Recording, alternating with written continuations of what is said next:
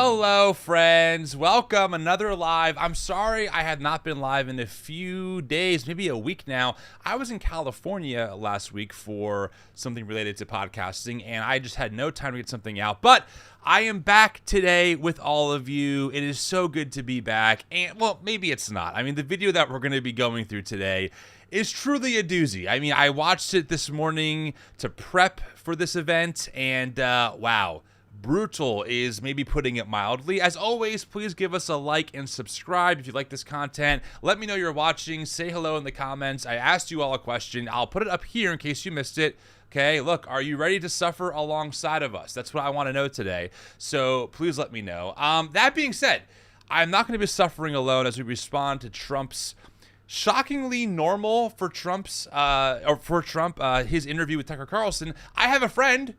I have Damon Garcia. Hello, Damon. It is good to be with you. Yo. Hi. What's up? Good to be here. I'm so glad. Also, as my fellow YouTuber, don't Yes. ever feel bad for being gone for a few days or a week. Dude, the It's just grind like, is real. The grind is real. I feel it in my heart when you're like, sorry I haven't gone live in a few days. And it's like, bro, the last few days have gone by so fast for everyone. Like, don't worry. For everyone watching, they probably think, wasn't he just live like yesterday? That's how it feels from the other side, I promise. You're absolutely right, because there are creators that I love, and if I don't notice that they posted something new for like a week, I'm like, oh, it's only been a week, you know. But I think on this end, because there's so many things that you want to respond to, that you want to get done, there's this almost imaginary sense of like, oh my god, people are just at their computers hitting refresh all the time until I respond to something. But anyway, it's my type 6 fear. It's my guilt complex that I'm still trying to eradicate. I get it. But anyway, Damon, it's good to have you on the podcast. Not podcast, the live response we're going to be doing. This is kind of a podcast, I guess. You are an author. You've written an amazing book. I have it right here called The God Who Riots. I interviewed you on our podcast. Yes, right there in the back. I love that. I interviewed you on our podcast, episode number 86, over a year ago now. I can't believe that. I know. Yeah. Speaking about time flying. So it's good to have you back on. I sent him an advanced copy of the book, too, because I really wanted him to read it. Yeah. So we had a great conversation. Do you want to introduce yourself? Anything else you want to say to the audience? Yeah. I wrote a book. I'm also on YouTube. I'm gonna link my YouTube in this chat right now. But I do videos on YouTube.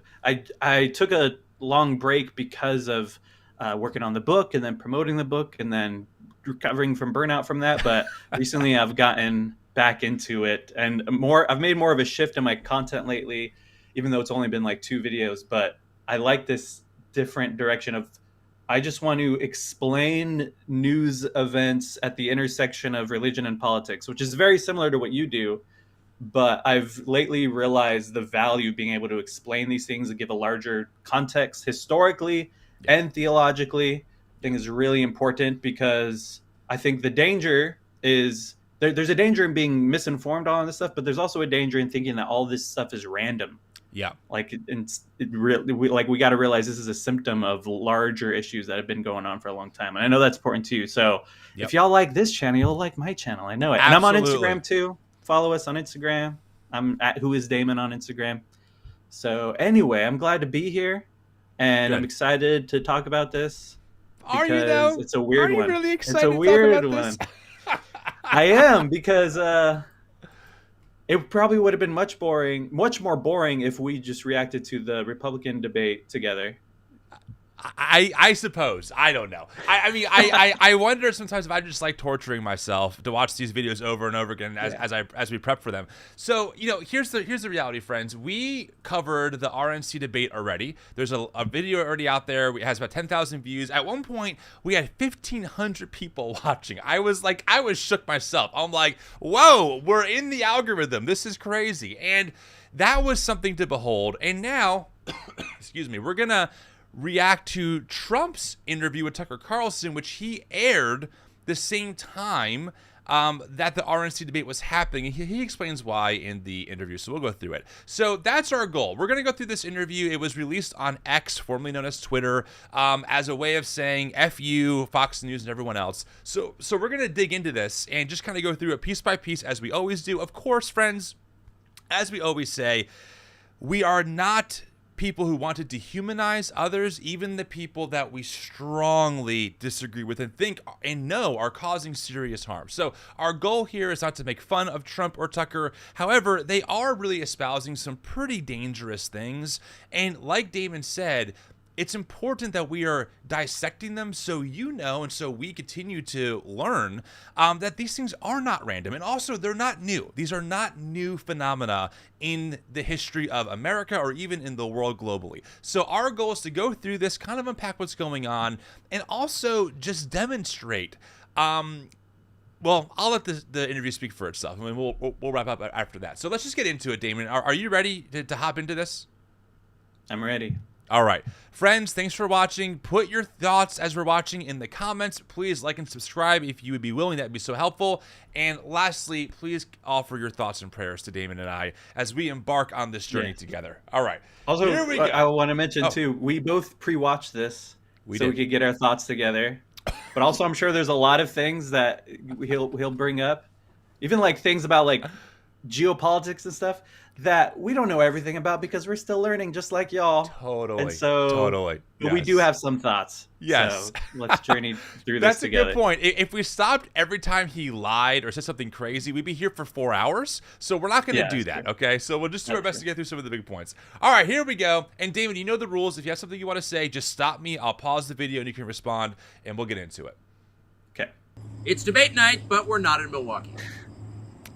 Off to a great start.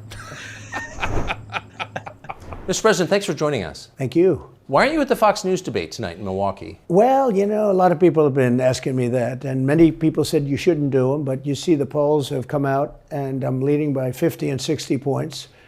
And, you know, some of them are at 1 and 0 and 2. And I'm saying, do I sit there for an hour or 2 hours, whatever it's going to be, and get harassed by people that shouldn't even be running for president? Should I be doing that? And a network that isn't particularly friendly to me, frankly. You know, they were backing Ron DeSanctimonious like crazy, and now they've given up on him. I mean, it's a lost cause. Okay, I'm going to pause here. I'm going to throw my flag in first, okay? This whole opening line already demonstrates how absolutely anti-democratic Trump really is when he says that he doesn't need to be a part of that conversation, when he doesn't owe anyone or that he doesn't want to be harassed. Like, dude, this is how we vet people for president. Like, we have a process where you debate other people. So I did find it interesting that his initial take is like, my poll numbers are so good, which, to be fair, he's actually right about that. His poll numbers when it comes to the GOP is like, they're crazy. Therefore, I shouldn't be talking to people who should not be running for president. If it was any other candidate, I would say it's just one of those digs. But knowing that it's Trump and what he's drawing on, I'm like, yeah, of course he would say that. Like, he has authoritarian tendencies. So I just had to call that out right away. Yeah, and it's so interesting. His strategy for building a movement again and again is just the influencer clout strategy usually, which is just like, how much clout can I get? And if you have less followers than me, then why would I even talk to you?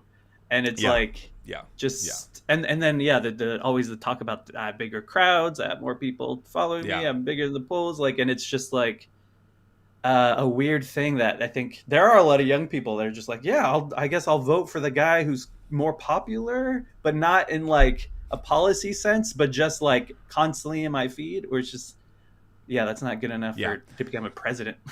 And as he hinted, the real reason, just so you all know out there, why they're doing this is not because Trump doesn't want to debate. They're doing it because, A, Tucker Carlson got fired from Fox News. Trump does not like Fox News. And so this is kind of a way for them to give the middle finger to the network while also drumming up support for their base that the real action, the real Republicans now are actually on X watching Trump compared to watching the actual RNC. So there's a lot of things at play here, and I think for me, bottom of the list is Trump not wanting to debate. He'll debate anyone. He'll argue with anyone about anything. We know this. I mean, look up his past Twitter account.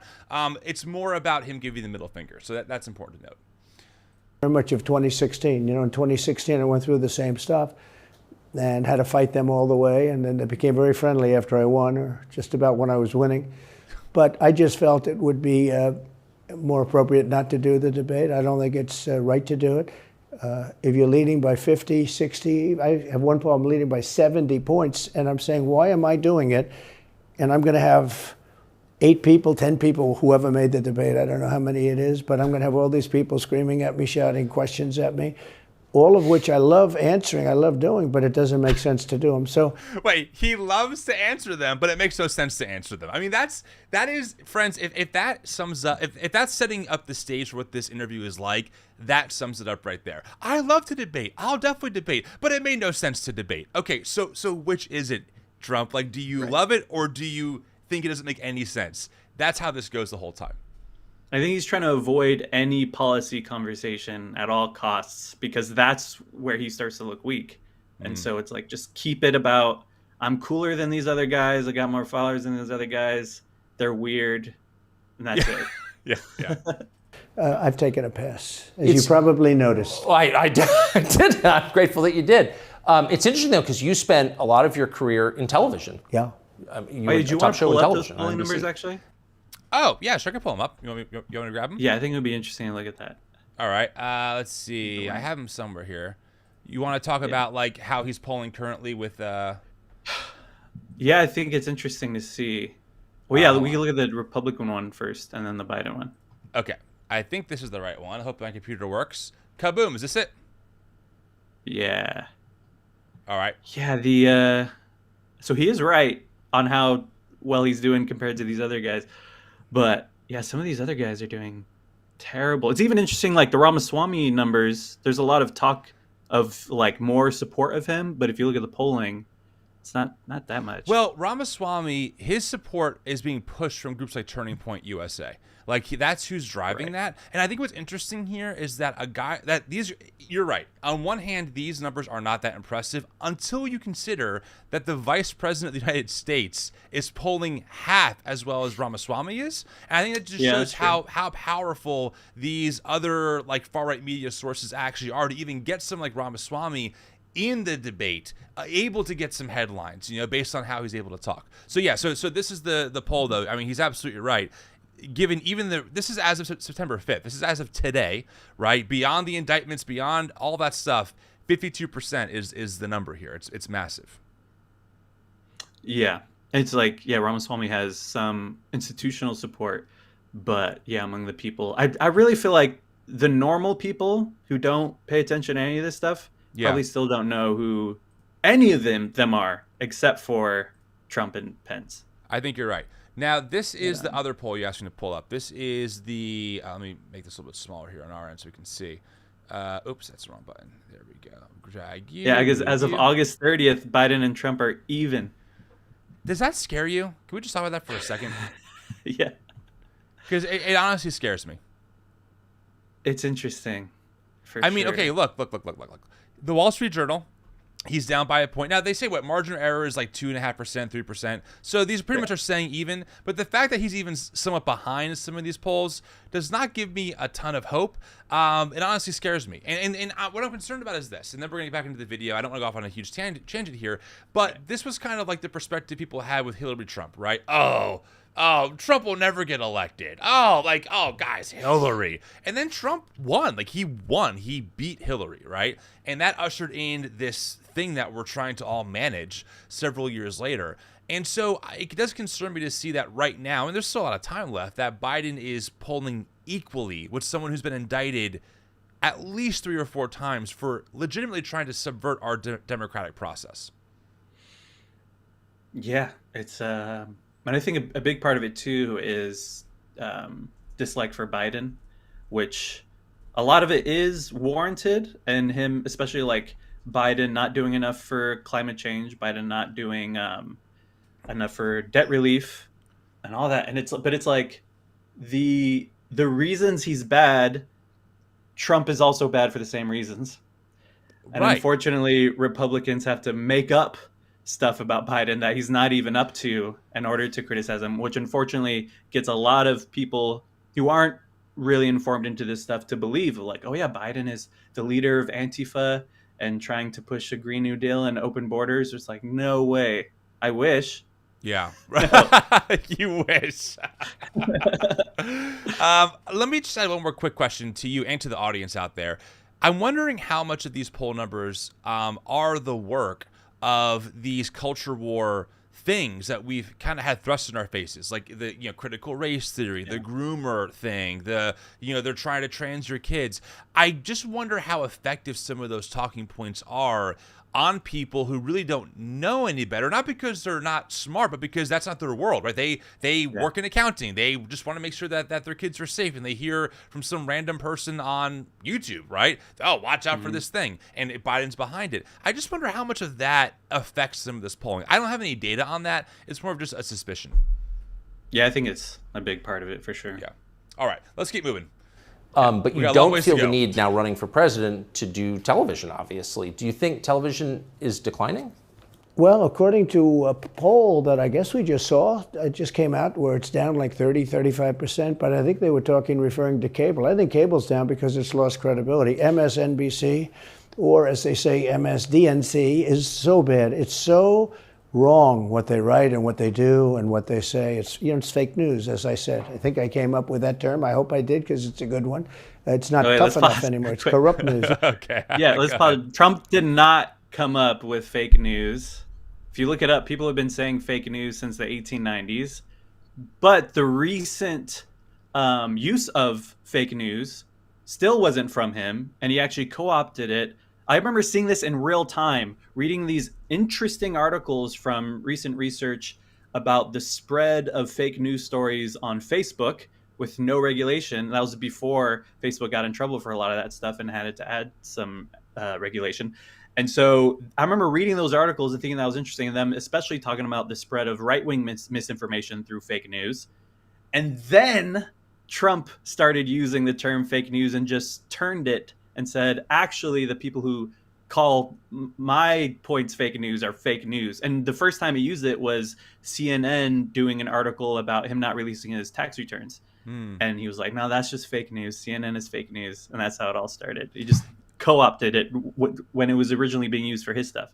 Yeah. And I want to add one thing, friends. I want to talk about this. I want to talk about this whole cable news thing that Trump mentioned. I pulled this up here on the internets because that's what we do here. But this is actually a good example of how I think propaganda works and how Trump is so effective at it, because he's not technically lying when he says that cable views are down. That's completely true. But then he ties it back to MSNBC. He ties it back to the fact that, it's these news channels that are just so untrustworthy. When the reality is, and we all know this, I mean, I don't have cable, but I still watch, I'll tune in at CNN, I'll still read them for headlines. It's more about, I have Hulu, I have Disney, I have ESPN.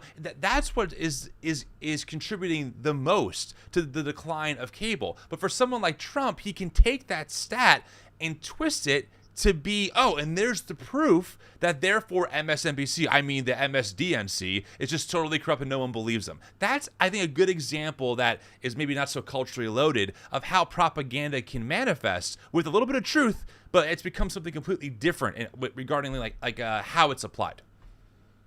Yeah, it's not because the people of America are tired of the liberal agenda on cable television. Not at all. It's because of the things you said. Exactly. Yeah. Really what you do is call it corrupt news, but somehow that doesn't play as nicely, but it is corrupt news. So you have MSNBC and you have CNN, who's absolutely doing no ratings at all. I mean, they're dead, but they're doing none because they don't have credibility. They really don't have credibility. Fox is way down, as you know, and the good old days are long ago. I will say this, it could come back, but they just don't have a lot of credibility. Tucker, you know that perhaps better than anybody. I think it was a terrible move getting rid of you. You were number one on television, and all of a sudden we're doing this interview, but we'll get bigger ratings using this crazy forum that you're using than probably the debate or competition. I just want to mention something really quickly here. This is another big point that I hear a lot in these conservative spaces. Oh, this video on X got 100 million views. It destroyed cable news. Just so you all know, this is a little bit of creator knowledge. But the way that views get measured on social media is not remotely the same way that views are measured on cable TV. So for X, for example, or even for Instagram, which I make a lot of content on Instagram, if you watch a video for 2 to 3 seconds, that's considered a view. In fact, Damon, I'm not sure if you've done this, but you get creator tools on the back end of your account. You can see like the average duration. I've had a video do 1 million views. Like, whoa, people love this. In the videos, maybe like a minute and a half. Average duration, 30 seconds. You know, like that. Yeah. That's just how it is. So again, like people like Trump in this, I'm not even going to call it conservative. I'm just going to call it far right. This far right world, they really thrive off the ignorance of their viewer, believing that however they're spinning something is automatically a 1-for-1 or automatically the truth. Yeah, and again, it's just playing the clout game of like, look, this got so many views. So what does that say about him being a better president with better policies? Nothing. Yeah, nothing that's at all. a great point. But yeah, even on Twitter now, since Elon added the tweet view feature, which is a separate number than the video view feature, the tweet view feature is just people who scrolled past it. Yeah, and right, so right. I think it's mostly based off of that too. And then a video view feature is what you said, just watch a few seconds and then say, I don't know what this is, keep scrolling. Yeah, that's it. When you say there are people on stage who shouldn't be running for president, who do you mean? Well, I don't want to really use names, but it wouldn't Okay. matter too much. A guy like, I call him Ada Hutchinson. It's Asa, but I call him Ada. So disrespectful. What do you I don't call him, even- Ada? I could tell you, but I don't want to get myself in a little trouble. But he's weak and pathetic, and he's. I never understood the guy. Never knew him. Trump is such He a was the dork. governor of I'm sorry. Listen. I'm not gonna rant too long. I don't understand how people see this guy and go, "Yeah, he's draining the swamp." Weak, empathetic. He obviously didn't watch the RNC. The guy was fine. Like he was honestly uneventful. He didn't call anyone any names. He was like, "Hey, here's what we did in the state." Pathetic. I mean, it's so frustrating to watch Trump talk this way. People go, "That's my God-given appointed president." It's like, give me a break. Yeah. Drives me crazy. Anything you want to add to that, or can I keep going? Yeah, you're right. It's frustrating for sure. Okay. And once again, no policy mention. Yes, keep that up, Damon. No policy mention. Good point. not a Just very he's popular weird and guy. I don't know how but that state is such a great state. The people are so incredible Yes. in that state, and they love me and I love them. How does this guy get elected governor of Arkansas? But he's nasty always and has been.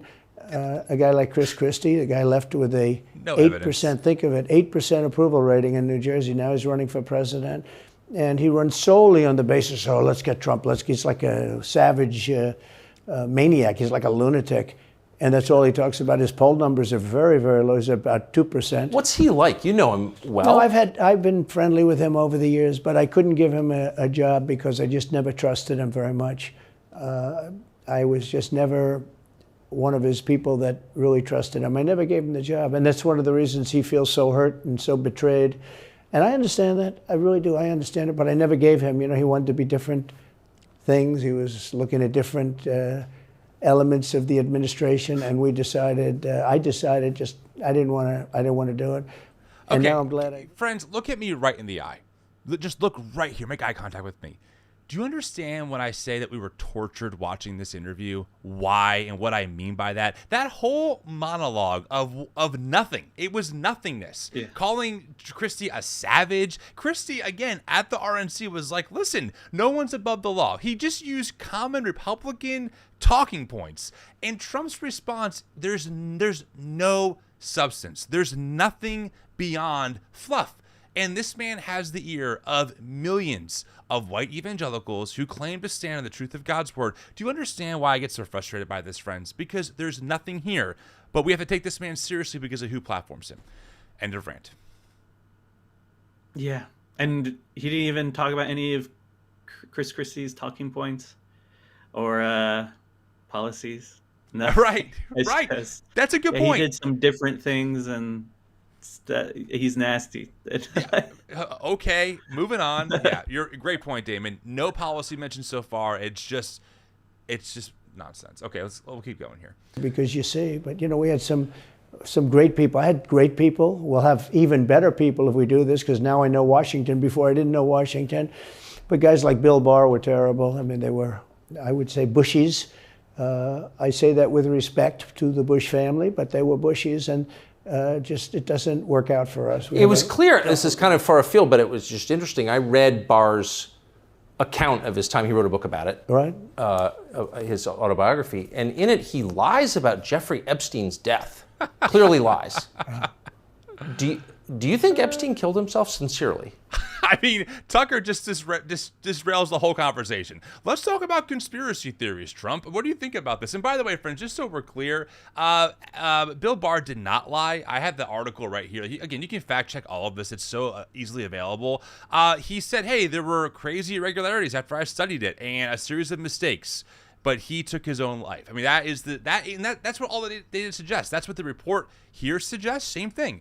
Okay, so they're having reports on this. Keep that in mind as Tucker goes off the rails here and starts talking about things that he is clearly just bullshitting on. Forgive the language, but I mean, that's what this is. Watch. I don't know. Also, I want to say, I know that how these interviews always work, especially with politicians and especially with one like Trump, is they talk about everything beforehand.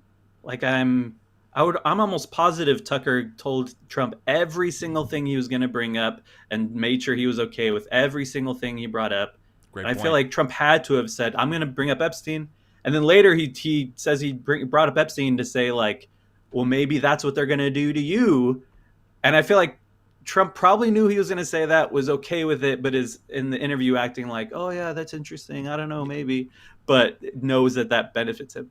I love that. That's a great point. That martyr. He was a fixture in Palm Beach. Yeah. I don't know what Barr said about it either. I have no idea what he said. What did he say? He killed himself, probably? He said he killed himself and that they were going to do this investigation. They never did the investigation. It's never been public. Well, and they hid it. And like, why are they doing that? And clearly Barr knew.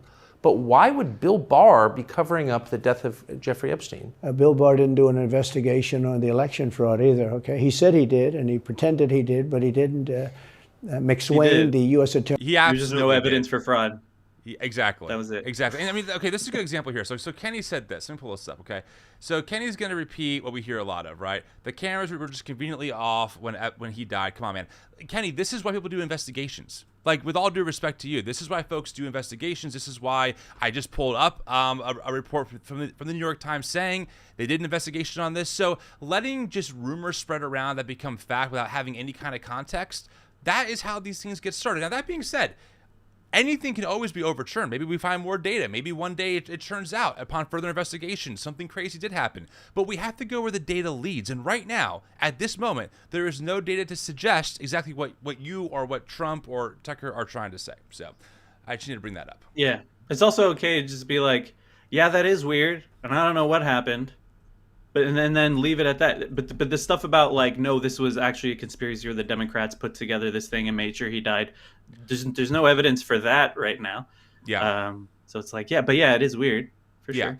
And to be clear, I don't think Kenny's a conspiracy theorist. I just wanted to bring up his comment because I think it represents what a lot of people, including myself, by the way, felt for a long time. Like when that all went down, I was like, yeah, this seems really sus, you know? But again, when reports come out saying, hey, we did a lot of investigation on this, or investigations, and we dug deep, and here's kind of what happened. Just one of those kind of freak things added up a certain way that led to this outcome. You just have to go with that, again, until more data is uncovered. Attorney in Pennsylvania, Philadelphia, you off. said Barr just wouldn't let him do it. It was crazy. Barr became so petrified, so frightened of being impeached. They were going to impeach him. I don't know if you remember it. Yeah. It's not a big moment in history. But they said, we're going to impeach. You know, they play a much rougher game, the left, the lunatics. And they were going to impeach Bill Barr, and he was petrified. Now, how do you not get impeached? Don't do any of this stuff. But he didn't do the job there. I don't know what he did with Epstein, but possibly he didn't. Do you think it's possible that Epstein was killed? Oh, sure, it's possible. I mean, I don't really believe. I think he probably committed suicide. He had a life with, beautiful homes and beautiful everything, and he all of a sudden he's incarcerated and not doing very well. I would say that he did, but there are those people. There are many people. I think you're one of them, right? But a lot of people think that he was killed. He knew a lot on a lot of people. He was killed. You think so? I think the closer you look, I'm not a... He was killed. Wait, I think. You know why? Because I have no data to suggest that. That's why Tucker has to add he thinks, because there's no hard evidence suggesting that Epstein was killed in his cell. That's why he had to say that. But his audience will only hear confirmation bias. Oh, well, if Tucker thinks that, and Tucker is fighting for the soul of the nation, then of course it's definitely true. Tucker doesn't need to give sources. He just needs to say it. Yeah. Anyway. Yeah. Sorry, Damon. I'm a little heated over this, watching for the second time. I get it. Anything you want to add, or you want to keep going? No, yeah, it's pretty frustrating. Okay, we'll keep going. Conspiracy person at all. I believe everything I hear. But yeah, the closer you look into it, I mean, the Attorney General of the United States, your Attorney General clearly lied about the Epstein death. No evidence. Yeah, Why? None. He was certainly, it wasn't well done. They had no cameras. They had no anything. Everybody was sleeping, and a case could be made. Look, I'm not going to get involved in it, but I can tell you a case could be made either way. But it certainly wasn't the most well-run place. So the reason I'm asking you is I'm looking at the trajectory since 2015 when you got into politics, for real, and then won. It started with protests against you, massive protests, organized protests by the left, and then get ready for this. Moved to impeachment twice, Right. And now indictment. I mean, the next stage is violence. Are you worried that they're going to try and kill you? Why wouldn't they try and kill you? Honestly. I'm sorry. When Tucker said this, I lost my mind. Like, wait, Tucker, let me make sure I understand what you're saying. So Trump gets elected, people protest the election, which every person has the right to protest. Okay. Then Trump does stuff and gets impeached twice. That's a record, and we have all the evidence for that. And then Tucker goes, so what's next after indictment? Are they going to kill you? Who is they? Tucker, like who is they and who's going to kill? And do you know we have a legal process that Trump, by the way, has been afforded at every step and turn, every corner that we've taken or right or left at? Trump has had opportunity to defend himself and still is. And Tucker just jumps right from that to violence, the same violence that he decries happened on January 6th and insists we're just some peaceful, protesters or whatever, tourists walking through. It is mind-blowing to watch this on display, and even more mind-blowing to watch people accept it as truth. Yeah, Tucker has, for years, been talking about this shadowy they, and it's like, it's part of, if we could keep up this idea that we're under threat by this shadowy group who's trying to destroy the family and Christianity and white people, then you better make sure you vote for the Republicans and give them more power so that they could fight those shadowy people.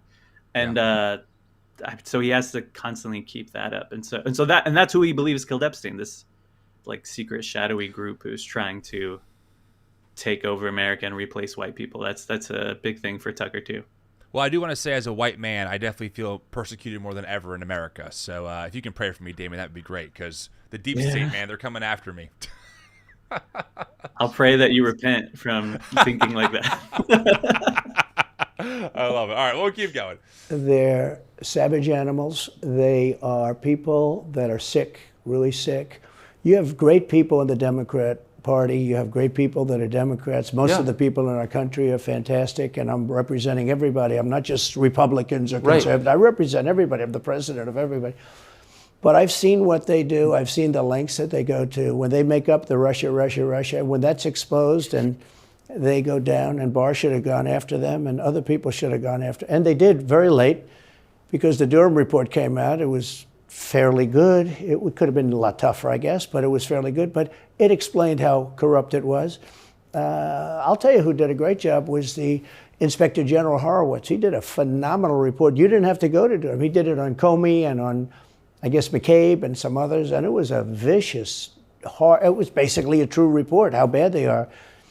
But these people are sick people. These are people that I think they hate our country. You want to know the truth. When you see open borders, when you see these policies that they have, and so many other things, it's so sad to see. We have a country that's very fragile right now. I've never seen. Okay, you're up. So he brought up open borders. He's going to bring it up again and again throughout the thing. I cannot find any evidence of any Democrat politicians supporting open borders. Even when that term is used, it's almost always used just by right-wingers making this up, that Democrats believe that. Or the people who do seriously use open borders as something that they really want are definitely not Democrats and are very upset with Democrats for being so anti-immigration. And so the only two things Trump could possibly be referencing among the Democrats is some of them, or a good number of them are for there being less restrictions on the process of legal immigration, like the stuff with the Dreamers. And there was a group of Democrats who wrote a letter to Biden, I think at the beginning of this year or the end of last year, about criticizing Biden for being so strongly against immigration. Yes. And that's been a thing. Like Obama's nickname was Deporter in Chief. And there was actually 14.7% more deportations in Obama's last year than in Trump's last year. Oh, you mean like this? Boom. There you go. And there was more illegal immigration under Trump than under Obama. But Obama, even this stuff about like kids in cages at the border, that started with Obama. And it's and so it's like, sometimes people bring that up to say like, so Obama's bad, so therefore Trump is better. But it's me saying like, no, it's both the Republicans and Democrats are very against safe immigration. And then, the only other thing also besides that policy is that some Democrat politicians are for abolishing ICE, like AOC is a big one. Yeah. But it's important to realize ICE was created in 2002 as part of the Homeland Security Act after 9/11 to protect the border from terrorism. And then but it was different from INS at the time because ICE, along with other programs of Homeland Security, are able to operate outside of the due process of the Department of Justice. And so they're able to do all sorts of violent acts with no accountability. And so that's something that people like AOC and some of the other Democrats bring up, is that there should be more accountability there. There should be more regulation at the border. And that's it. None of them are saying open borders or anything. And so it's absolutely. And I also don't think open borders is bad, and there's good arguments for it. There's a cool book by Karen Gonzalez that she came out with last year called Beyond Welcome, which is some cool radical Christian stuff on immigration and the border that I think would be interesting to look into if you want a different perspective on that stuff that you may have not been taught. But and she also has another book called The God Who Sees, which is about refugees and all that. Yeah, centering immigrants and our Christian response to immigration. That would be a great thing to read if all you've been raised with is this idea of like, we have to protect the border and it's always bad, immigration's always bad and all that. And but it's but yeah, like I said, it's just a Republican talking point. And again, to just make people scared of this like international threat.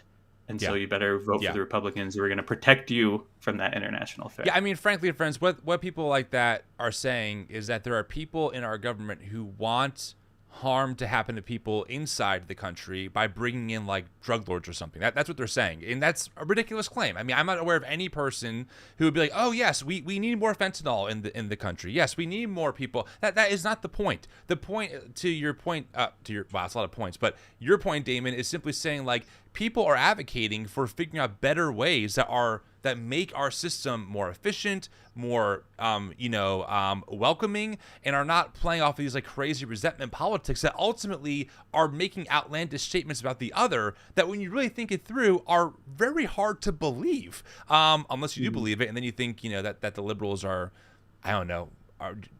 want to destroy America. I guess that maybe that's kind of how it gets built. So anyway, good stuff.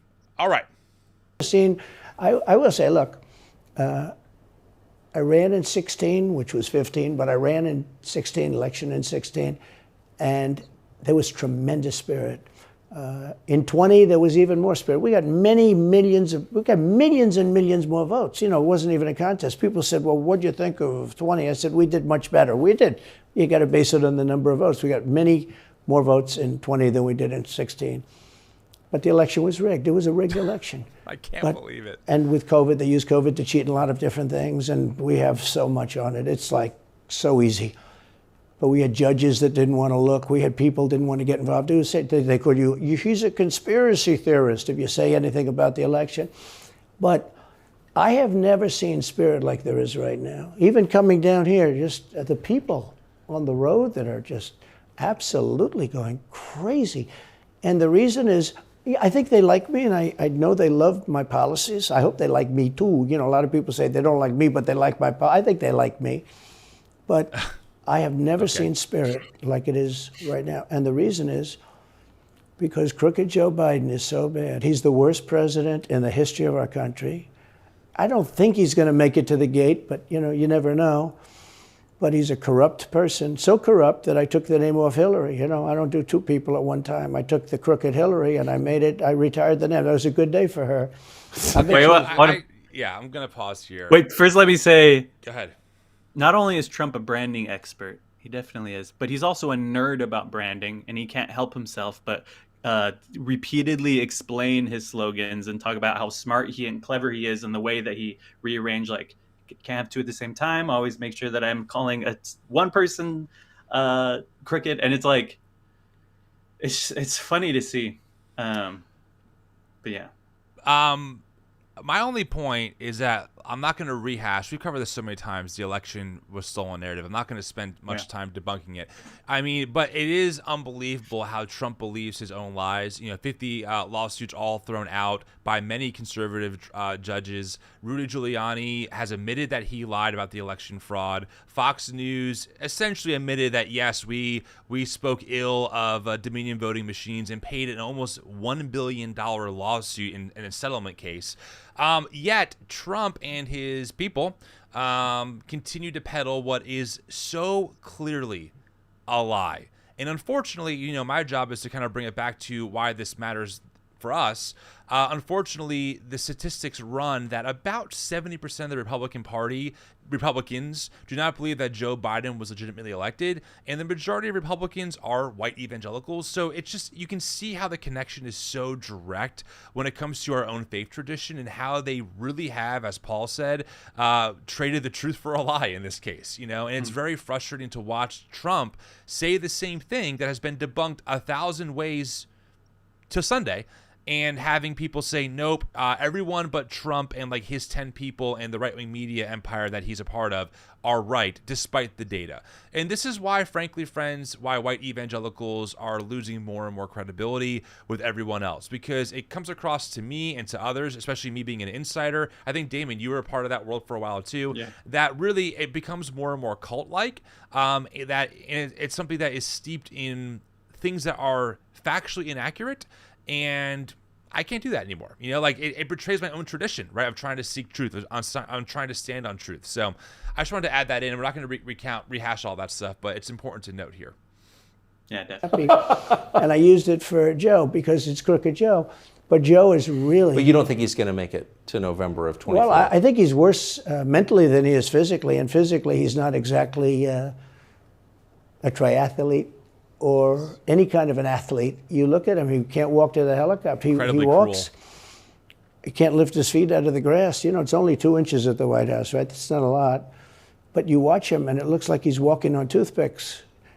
By the way, and then this you is see him, in the beach him expanding on chair, the point. You know? This is him expanding on the point that Trump is crooked, and that he's corrupt. Trump, that Biden is crooked? Like, let's remember the point Trump is making here is that Biden is corrupt. Okay, explain further, Trump. Well, he's not a triathlete, and have you seen him walk? And it's like, what? That's what you mean by Biden's corrupt? Right. That is a good point, Damon. This so far up until this moment in the interview, there's been really no data brought forth by Trump, right? He always pivots to like a personal attack or some kind of slur or making it really big picture and really ambiguous, instead of proving like whatever he is saying, which is, again, remarkable, frankly. Yeah. Chairs are meant to be light, right? They're like 2 ounces. You lift them up. He can't lift the chair. He can't walk to the chair. And I don't know what they're doing with the beach. You know, this beach is seeming to play a big role, but they love pictures of him on the beach. I think he looks terrible on the beach. He looks terrible on the beach. Skinny legs. Well, he can't walk through the sand. Sand is not that easy to walk through, but when he walks through it, he can't walk through the sand. And there's somebody in there that thinks he looks fabulous at the beach. I think he looks horrible at the beach. Plus, the beach doesn't represent what a president's supposed to be doing. He's supposed to be working. You're supposed to be getting us out of that horrible, horrible war that we're very much involved in with Russia and Ukraine. You could do that. You could do that very easily. I believe you could do that I don't believe he could do it because he's just incompetent. But that's a war that should end immediately, not because of one side or the other, because hundreds of thousands of people are being killed. Can you imagine you're in an apartment house and rockets are going into that building and blowing it up and knocking it down? And why should anybody, human beings, is a human, whether they're Russian or Ukrainian or whatever they are, it's got to be stopped, and it can be stopped very easily. It would have never started. One thing I want to add here is just how Trump really is so, soft on a situation that, most people have not been, that soft on historically. I mean, Russia, United States have always been, heavily critiquing each other. And I'm not going to get into the politics of that. I'm not an expert on that. But one thing I will say is that we all know and watched Ukraine, which is a sovereign nation, get invaded by Russia.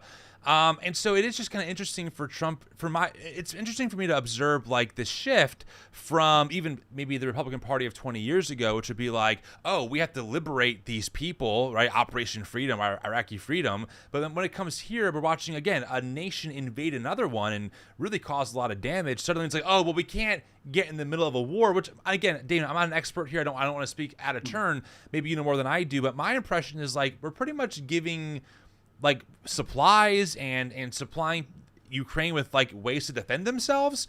That's a little bit different than I think getting involved or putting boots on the ground or whatever it would be. But it's just a very interesting observation to watch how Trump and that far right world are kind of responding to the Ukraine situation.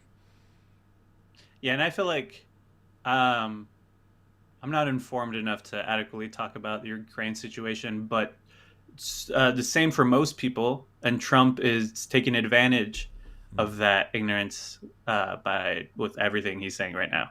Yeah, and it's just there's a war over there, you know that, and Biden could stop it, but he's not. But put me in office, and I'm gonna stop it. Yeah, it's oh, that sounds cool. No war. Right. Yeah.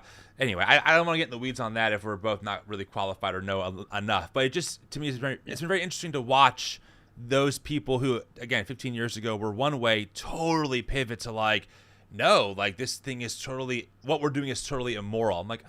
I'm not a big fan of war. I'm not saying I even would support war necessarily, but one country just seemed to randomly invade another one. So it's kind of problematic. Yeah. Anyway. President, it would have never started. So back to Biden, I'm interested. So you think he's failing? He obviously is failing. I think it's clear to everybody. Yes, everybody. But that would make Kamala Harris the candidate? Well, not really. I mean, I guess they'd have maybe a free-for-all. A lot of people say she has to remain for certain reasons the candidate. She has to. I don't think that's true, actually. I don't think that other people would stand for it. She has some bad moments. Her moments are almost as bad as his. I think his are worse, actually. Yeah. But she seems pretty senile, too. She speaks in rhyme. What? It's weird. It's weird. It's weird. But she has bad moments. And in rhyme? The way she talks. No real the bus will go here, and then critique the bus will go of Kamala's policies or positions. No critique of her policies. Yes. It's just she's weird. So it's Biden. What's your thoughts on Biden? He's corrupt because he looks bad on the beach. And what about Kamala? I guess she would be the candidate if not Biden. She talks in rhyme and she's just really weird. That's it. I want to show you all something. I actually pulled up this video. I was curious. I'm what is Trump talking about? Here's the newest controversy from Fox News with Kamala Harris. Okay, I have a clip here. I think it will just play once I drop it in. Watch this clip, and then I'm going to tell you how they responded to it. Here we go. Hopefully this works. You know what? Let's just do it this way. Vice President Kamala Harris once again is leaving Americans scratching their heads. This time, first off, notice the picture. Really unflattering picture. it was for her passionate speech about yellow Another school unflattering buses. picture. Who doesn't love a yellow school bus, right? Can you raise your hand if you love a yellow school bus, right? Just, there's something about And most of us, many of us went to school on the yellow school bus, right? A memory of the excitement and joy of going to school, to be with your favorite teacher, to be with your best friends, and to learn. The school bus takes us there. Okay, so this is the clip. She's talking about this. The context, friends, just so you know, is she's at a place where I guess a school district is getting grants for electric school buses. So Kamala's talking about school buses. Yeah, it's a little awkward, but we all say awkward things online, whatever.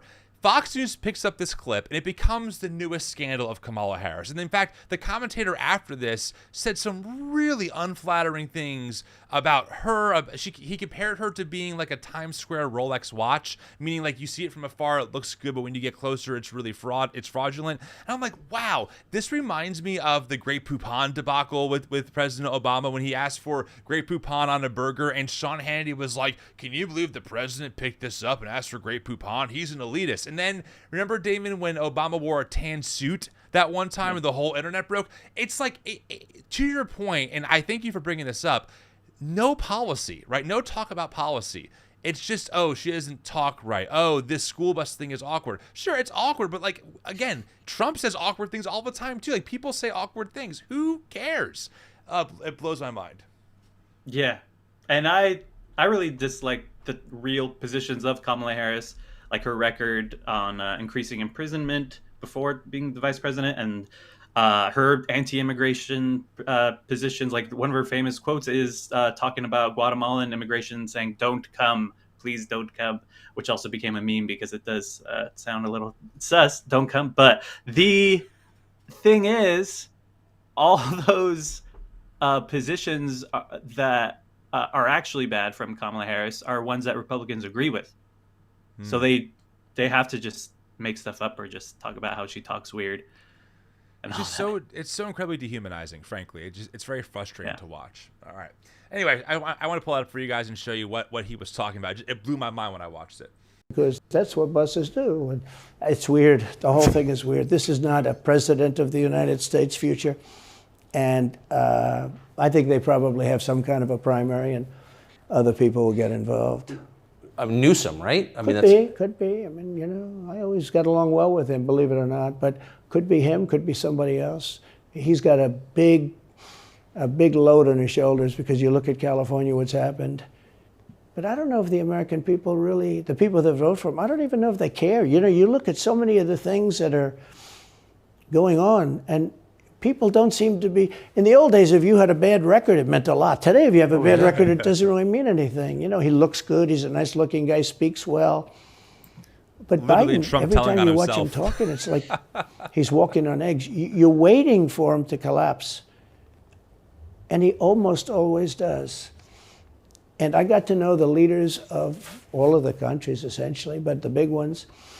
And the bigger, the tougher the leader. You know, it's like sort of, I guess maybe that's the way it's supposed to be. But I got to know President Xi of China and Putin and Kim Jong-un, North Korea. Did a great job with North Korea, kept us out of a nuclear war. We would have 40,000 dead soldiers right now. They'd drop a nuke right on top of the military base. But we have 40,000 soldiers over there. This is ridiculous.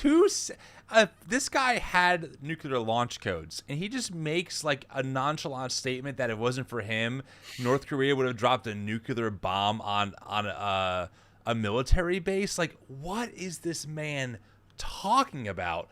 It's unbelievable, but still believable at the same time. You know what I'm saying? It's crazy. It's easy to make stuff up like that. Like, if I was president, Russia wouldn't have invaded Ukraine. If I was president, then we would have all been hit by nukes, or the base would have been hit by nukes by North Korea. It's like, he could just go on all day and be like, if I was president, or if I wasn't president in 2016, 2020, then all of these bad things would have happened. And it's like, you're just talking, just blowing air. Yep. And I did great. I got along with him great. That's a positive. You know, the press said, he said nice things about Kim Jong-un. I also said horrible things at the beginning. Horrible enough that he wanted to talk. And we talked, and we met in Singapore. We met actually twice. And we had unbelievable meetings. I know him very well. We were in great shape with him. What do you think he and Xi and Putin think of Biden? I think they can't believe it.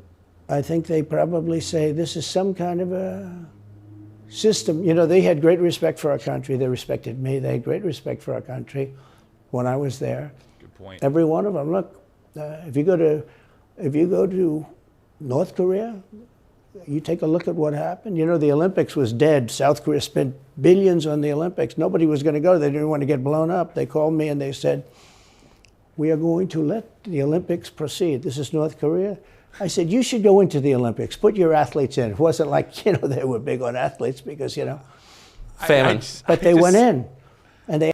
Friends, are you listening to this? Like, are you hearing just the sewage coming from this man's mouth? It is like he's writing a new fable and selling it as a reality of what would have happened. I mean, oh my goodness. It is. And the question was, what do you think those leaders think about Biden?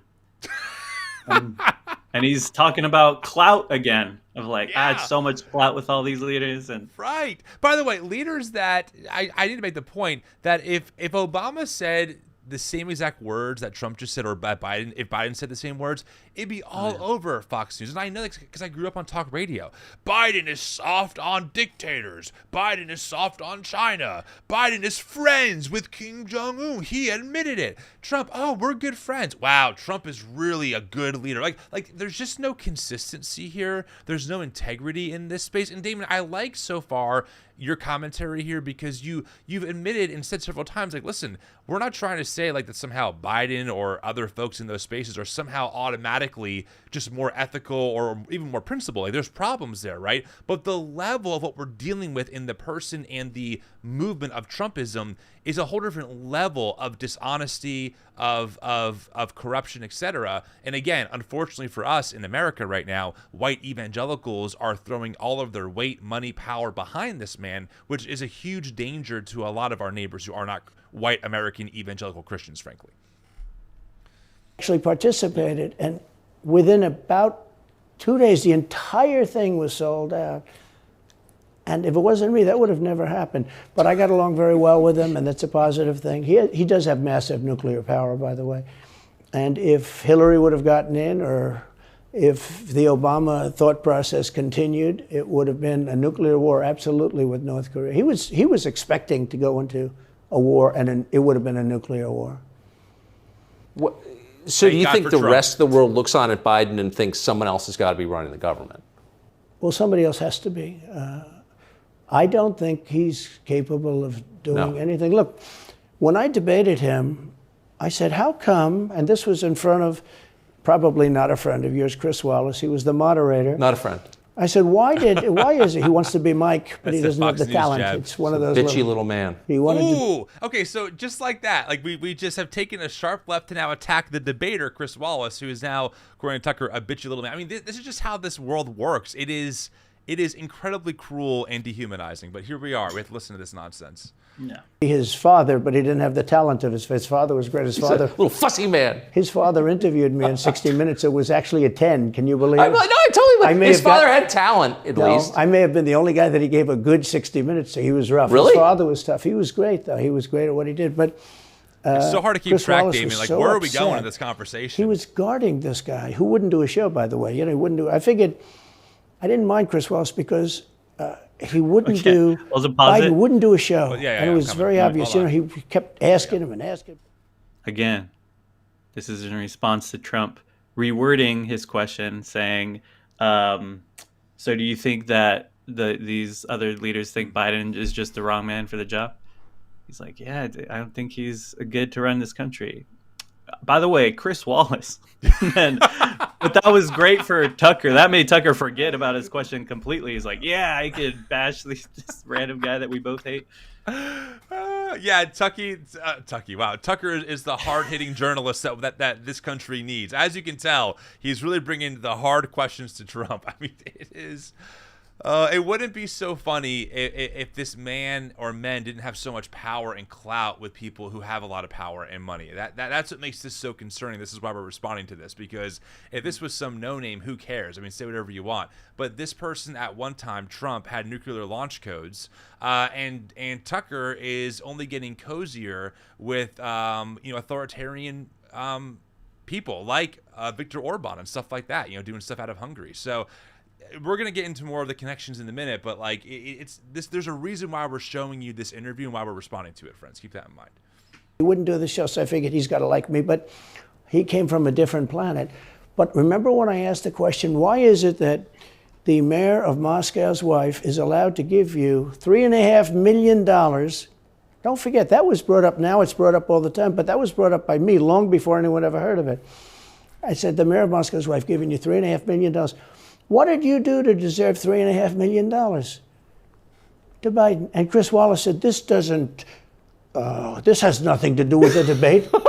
I mean, he got in the way of the question. No, it was crazy. And I said, well, wait a minute. He got $3.5 million from the mayor of Moscow's wife. Now, people forget that, but if you go back and take a look, you will see. And Chris Wallace didn't want me to ask that question. I said, I think it's a very appropriate question.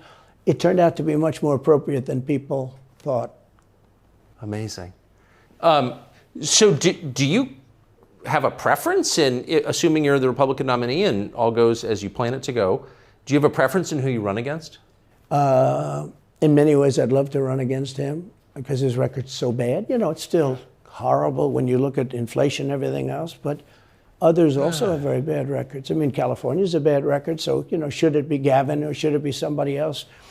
When I look at San Francisco, what's happened to that incredible city. That was one of the greatest cities in the world just a short while ago, and now it's very sad when you look at it. Los Angeles, every city practically, all the Democrat-run cities. Republican-run cities are doing very nicely.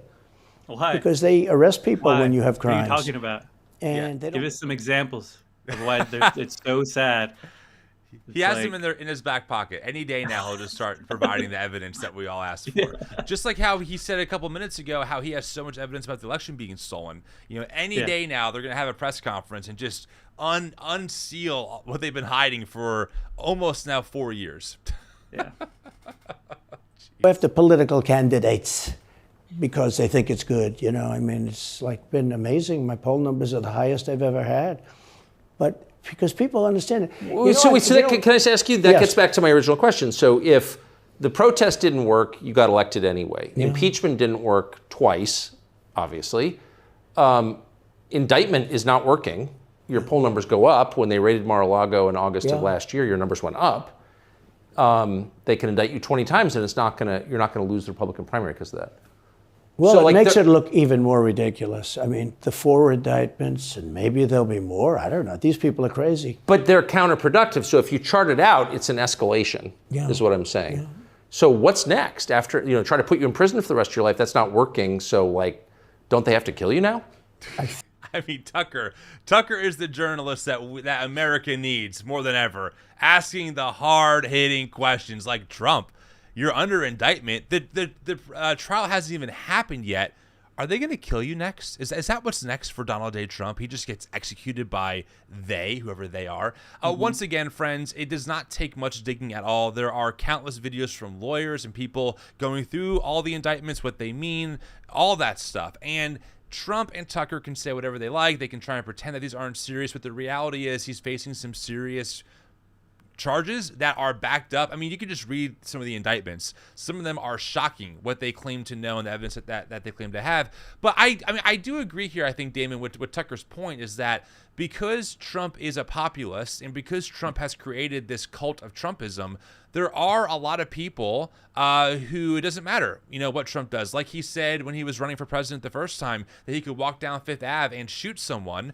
He wouldn't lose support. I hate to admit it, but he's right. So far, no matter what Trump has said or has done, they have not really changed, I guess, his base. But I guess what concerns me, here's my question for you, Damon, is I don't think his base is half the country, and his poll numbers seem a lot bigger than maybe that core pro-Trump base. That's where I get real murky in my head.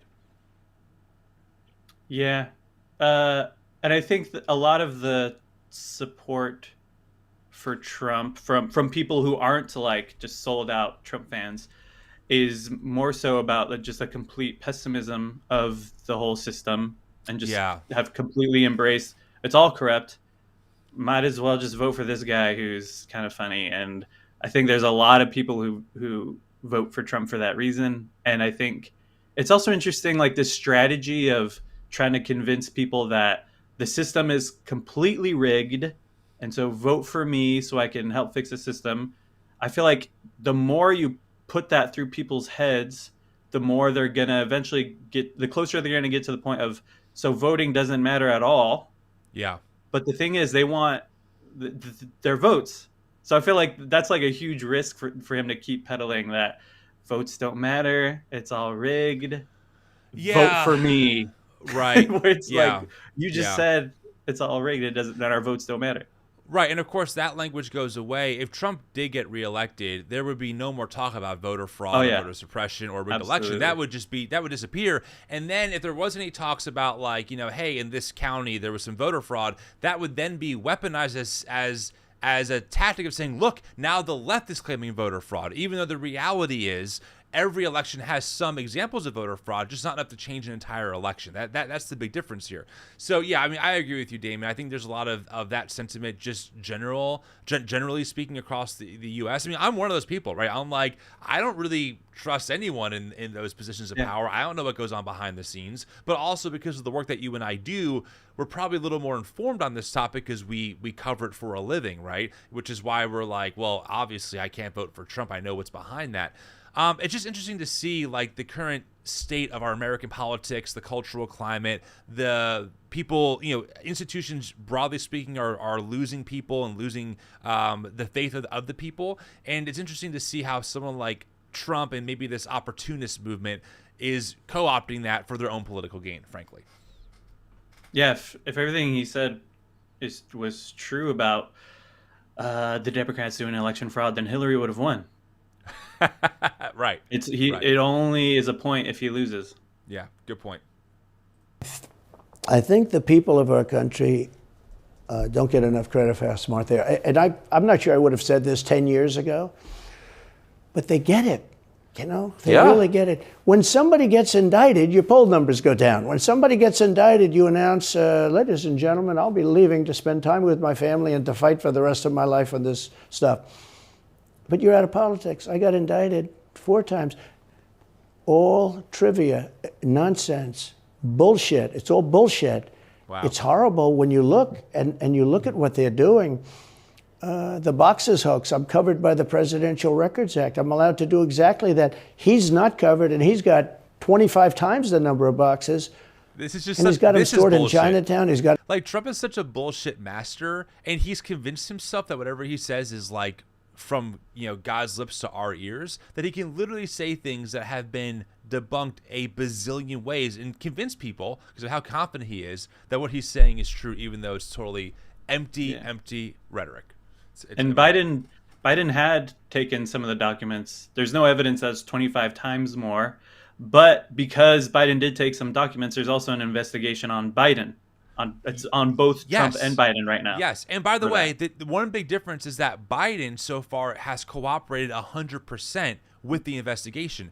Trump and his team did not. There are people indicted on Trump's team who were trying to erase security footage. There's evidence that Trump told people to move boxes around. That's the difference, right? Like, listen, things can happen. People can do wrong things. So far as far as this, the document thing goes, Biden he admitted it on camera. It's like, yep, we had some of these in these places. I'm cooperating fully with the authorities and let justice be done. I mean, that's pretty much been his take so far. That it has not been and will never be Trump's take unless he is found innocent. If Trump is found innocent or of any charge, it will then be, oh, look, the justice system has worked incredibly well. The justice system, truth has prevailed. So it's always an opportunistic approach for Trump, never one based on actual integrity, morality, principle. It's only wherever the wind blows that makes him look good at all costs. That's the key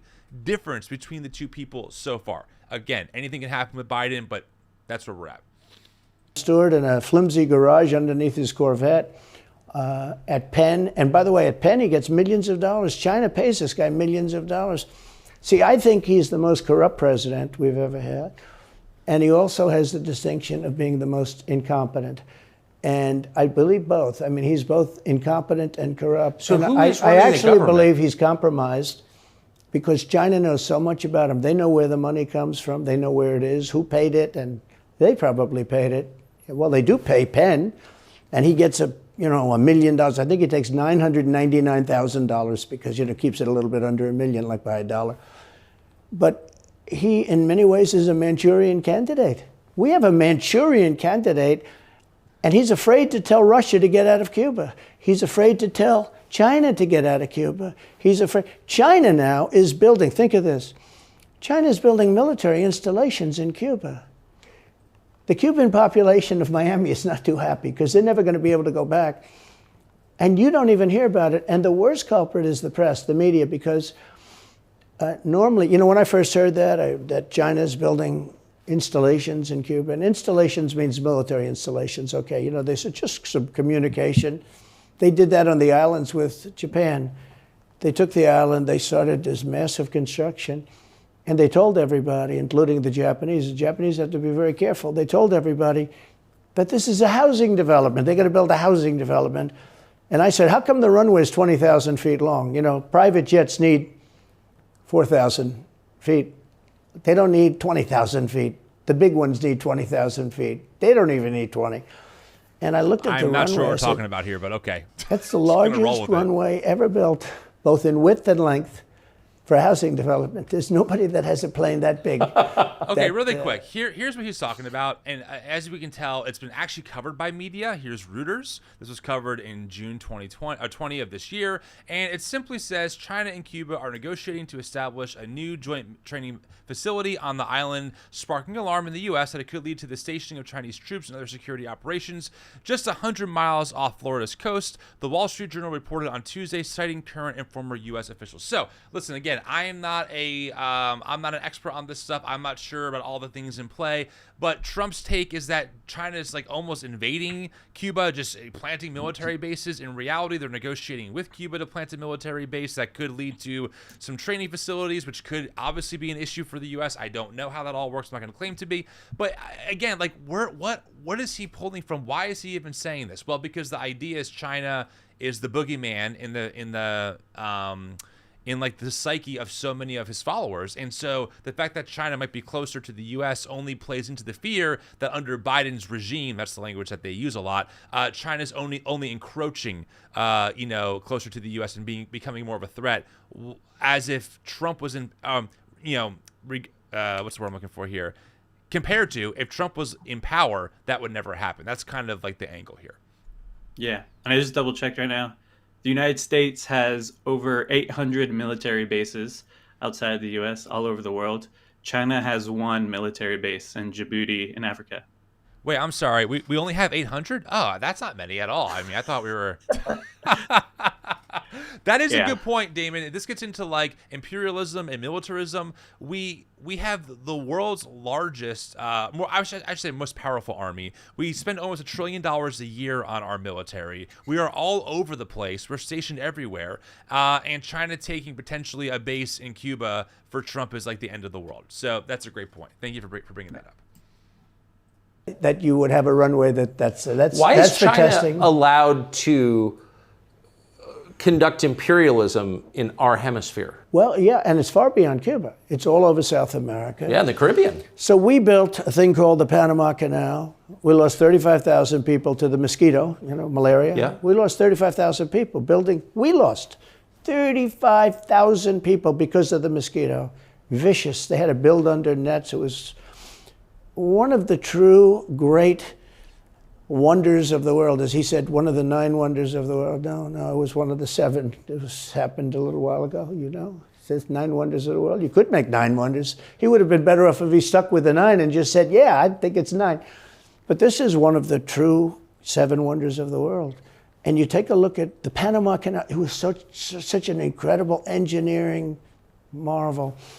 We sold it under Jimmy Carter. We sold it to Panama for $1.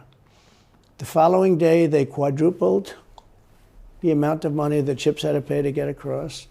They didn't lose one ship. And now they've made it much bigger, and now they've widened it. They've doubled it, right? They've more than doubled it. And it's one of the most profitable things. Any time it's just incredible, right? We gave it away for $1. China now controls it. They actually control the Panama Canal. They run it. No, they don't. Okay. Again, if people just Google this shit, you can just look it up. It's right here. Okay. Is it controlled by China? After a period of joint American Panamanian control, the canal was taken over by the Panamanian government in 1999 and is now managed and operated by the government-owned Panama Canal Authority. There you go. Okay? Like, there you go. But for Trump, it doesn't matter. Facts. I'm going to quote some Ben Shapiro here.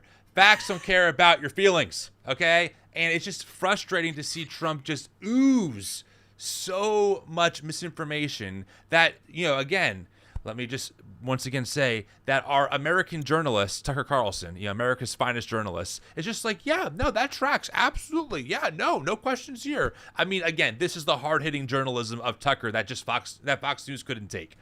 Yeah, it's all, once again, just fear-mongering about this big, scary threat of China. And Biden's controlled by China, and I'm going to stop China. That's his whole thing. So he has to make stuff up about all this stuff China's doing. So I'm with Kenny here. I mean, we should start planning yoga sessions, 1 minute, deep breaths, because it truly is. Yeah, exactly. It is freaking staggering. It's staggering. And yes, Kenny, I appreciate this. You never thought you'd love to see the day when with Tim. Yeah, exactly right. It was not satire at all. I meant that. Thank you, Ben Shapiro, for that one quote, because sometimes it really makes sense. If only he applied it to his own president, or his own presidential candidate, I should say. All right, let's keep going. And we shouldn't let that happen. And we can't let China be in Cuba. And they'll get out. If I'm president, they'll get out. Because I had a very good relationship with President Xi, but he respected this country. He respected me. And he'll get out. And we can't let them run the Panama Canal. We built the Panama Canal. Should have never been given to Wait, Panama. Did you just catch that, though?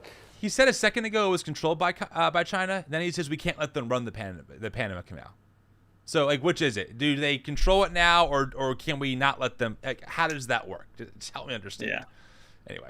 But we gave it for $1. Let's keep going. They quadrupled. In one day, they lifted the fees, which are, pretty big, for these massive ships to go through, right? Rather than going around the Cape and through all the tremendous storms, such beauty, it's beautiful stuff.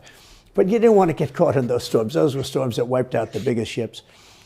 And we go through the Panama Canal, we built it, and we gave it away for $1. Think of that, how stupid are we? We have done the stupidest things in this country. And now we have a president that can't put two sentences together, can't speak, can't walk, can't talk. I don't think he gets to the starting gate, but these people do miracles. I mean, he ran out of his basement, and you got away with that one because of COVID, so he sort of got away with it. They cheated on the election. But you have people that are very smart, but they're fascists and they're radical left lunatics, and they're destroying our country with the all-electric cars and the windmills all over the place, which, by the way, don't work, and most of them made in China. For the most part, they're made in China. Germany, a little bit, but China. I wanted to say something. But you look at what's happening to our country, man. even no voter right. Go ahead. Windmills do work, first of all. Good point, David. One of the things that people do say is well, what if there's no wind on a certain day or for a week or a month, and then it stops working? But it's technology, people. There's a whole system or connected to an electric grid so that it keeps running when there's no wind. Can I just say, really quick, it's almost like, do you think no engineer thought that through? Do you think no engineer asked the question, well, what if there's no wind? I'm sorry. I just had to say that. Anyway, go ahead. And secondly, more than half of the parts for windmills come from the United States, and only 16% of the parts come from China. And all the rest come from a bunch of other countries. And Biden actually supports policies for building more parts in the United States. And so it's because this is part of his point that Biden is controlled by China. But yeah, I mean, he's just making stuff up. And then also I wanted to say Trump has been making stuff up about windmills. And in 2019, he said, they say that the sound of windmills cause cancer. And then he just moved on to the next point. And it's just like, I don't know what to say. And friend, just so you know, here's the fact check that Damon just said. It's right here, okay? Many turbine components are domestically sourced and manufactured in the U.S. According to the land-based wind market report by the Office of Energy, Efficiency and Renewable Energy, wind turbine towers are 60 to 75% domestically sourced. Blade and hub components are 30 to 50% domestic. And I can't pronounce that word. Maybe you can. This word. Those assemblies are over 85% domestically sourced. So... yeah, thank you, Damon. It's amazing. And by the way, we're not even like experts. We're just like Googling and finding government sources or whatever source to say, yeah, like here you go. Here's the data on it. So, God. All right. Well, we'll keep going. I mean, why don't they want voter ID? Thanks There's for being only here, one friends. reason Thanks they for don't want suffering voter with ID, us. because they want to cheat. Because who doesn't want? The Democrat convention, the last one, they had voter ID that was this big. It looked like a prison card. This big on their chest. You walked in, they had your picture, your this, your fingerprint, they had everything. The most incredible voter ID I've ever seen. That was to get into the Democrat National Convention. But to get in to vote, if you buy groceries, if you buy practically anything now, you have ID on a card, credit cards or otherwise. But don't you think it's racist to have to show your ID? Well, they probably say that. They use anything not to show ID because voter ID is pretty simple. And do you know what he's talking about here? Yeah, I have no idea what he's talking about here. Like none. Not even the slightest. Honestly, do you know? I have no clue. There are some Democrats who are trying to make voting more accessible. And but that's pretty much it. Okay. He made a comment about needing to show ID to buy groceries. I'm like, I don't know. Oh, yeah, that part... I think he's just spent so many decades being so rich that he never has to shop for groceries. So he has no idea what it's like to buy grogroceries. No idea. I've never even had to. I never even had to show the back of my credit card for a signature before. You know, like you know what I'm saying? Yeah. Like I don't know what he's talking about here. None. Okay, we'll keep going.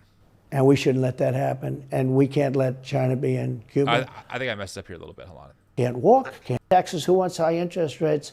Okay, who wants to not be able to use a gas stove or have to drive an electric car, which, you know, you have a 4-hour drive, but the car only goes an hour and a half, so you have to charge it.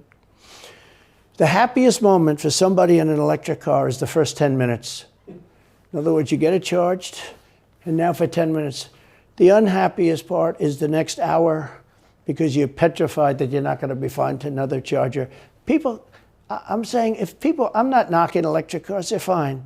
They're fine. As I knock electric cars. If people want to buy a gasoline car or a hybrid, hybrids are pretty good, actually. But they should be allowed to buy. They don't want to do any of this. So right now, California's in a big brownout because you're just tapping into boomer anxiety right all now. Over the country. Boomer anxiety. That's it. Also, like, I mean, all these new cars and technology and electricity. And by the way, Damon, I think you would agree with me here. There's definitely a case to make that electric vehicles with the batteries, they can be problematic regarding like the people who have to mine the elements to make those batteries, right? I'm not saying that electric cars are always the answer, right? But the point is that we're trying to think of better criticism, ways. Though. That's exactly right. That's my point. Is like we can have a serious conversation about electric cars and like how to make sure things are more ethical and like how do we find more ethically sourced things and not have capitalism like destroy other countries, right? I'm all for that. And also, I'm all about trying to find better ways to reduce our reliance on fossil fuels. That's not Trump, though, right? Because Trump plays on the nostalgia. Oh, who else misses the days when your all-metal Chevy got 3 miles to the gallon and had 16 cylinders and did 0 to 60 in 25 seconds with no airbags?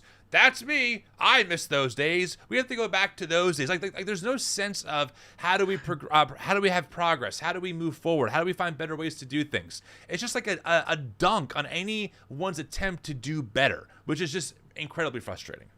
Yeah. Sort of a disaster, but the grid in California. And yet they want to have in a very short period of time millions and millions of cars going off that grid, essentially. It doesn't work. So plug your car into a grid that's failing. You should be able to buy an electric car. You know, electric cars could be fine if you drive short distances and you want to have, whatever, and you have plug-ins everywhere you go. They could be fine. But you got to have gasoline cars. You got to have everything. Let people buy everything. Now the new thing is your heating systems in the house. They don't want you to have a modern-day heating system. They want you to use a heating system that will cost you at least $10,000 to buy and won't work very well. You know, none of the stuff works as well.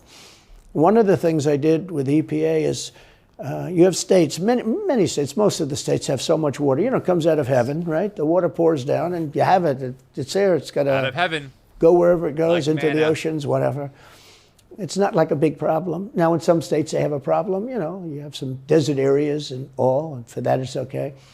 But they have sinks where no water comes out. You turn it on, no water comes out. No water comes out of the shower. No water is allowed to go into the washing machine for your dishes or for your clothing or what. And I avoided all of that. Wait, they have sinks where no water comes out? Sure, you have restrictors. When I say no water, very little water. You're laughing. I feel like this just reminds me of a lot of high conversations I've had. This is just such stoner talk. Like, I just put in the comments, I said, here's what I said. I said, this interview, it's like whiplash. Yeah. Like the whole thing, I'm just like, like, where are we going? Which way are we going to end up? You know, like we're going down one path and all of a sudden Tucker Carlson's like, how about a hard left? Because Jeffrey Epstein. And then Trump's like, I'll do you one better. How about electric cars? And I'm like, what are we talking about? How about Christopher Wallace, that shitty debater or a debate moderator? You're like, guys, what are we actually talking about in this? I don't remember the question that he's answering, but it was probably about Biden or something. Let me ask you this, Damon. Can you tell me in the past 30 minutes, this interview's almost done, folks. We're almost there. Hang with us. Thank you for being here. But can you tell me so far what you've gotten out of this interview? Like what have you learned about this, about Trump and Tucker so far? It's just a lot about clout and just insulting your opponents, not policy. But the scary thing is that works. Yeah. For a lot of people. Yeah. No, I saw you mention when you're reacting to the Republican debate of certain candidates, because they're not as outlandish as Trump and aggressive and insulting people, that means they won't have that much of a chance among Republican voters. You're absolutely right. I hate to say that, but I've been thinking about this for the past few minutes. Like, okay, what have I actually what has this interview covered? Okay, Biden's crooked, Kamala's an idiot, election was stolen, something about windmills and China. Like, that's pretty much what I've gotten out of this conversation so far. I don't know what it means except that it's all bad and Trump is the answer to everything. Like, really, that's the only takeaway I have mentally so far from this interview, which is not good for people who actually buy this stuff. That is what is like you said, makes it so dangerous. All right, we'll keep going. We're almost there, friends. Again, thank you for watching. If you like this video, give us a subscribe, give us a like, let us know you like it. I'm trying to do more of these lives, trying to bring you more guests like Damon to respond to some of this stuff because it is outlandish. So your support means the world. You want to wash your hands, right? Yeah. And you've seen this. And you turn on the sink. And it's very I'm also plugging my YouTube channel again real quick in the chat. There's the link. And if that link doesn't work, just search Damon Garcia on YouTube. Damon Garcia. Got it. I'll find a little graphic we can put in here for you too. It's very little. Or you want to wash your beautiful hair, right? And you're standing under a shower.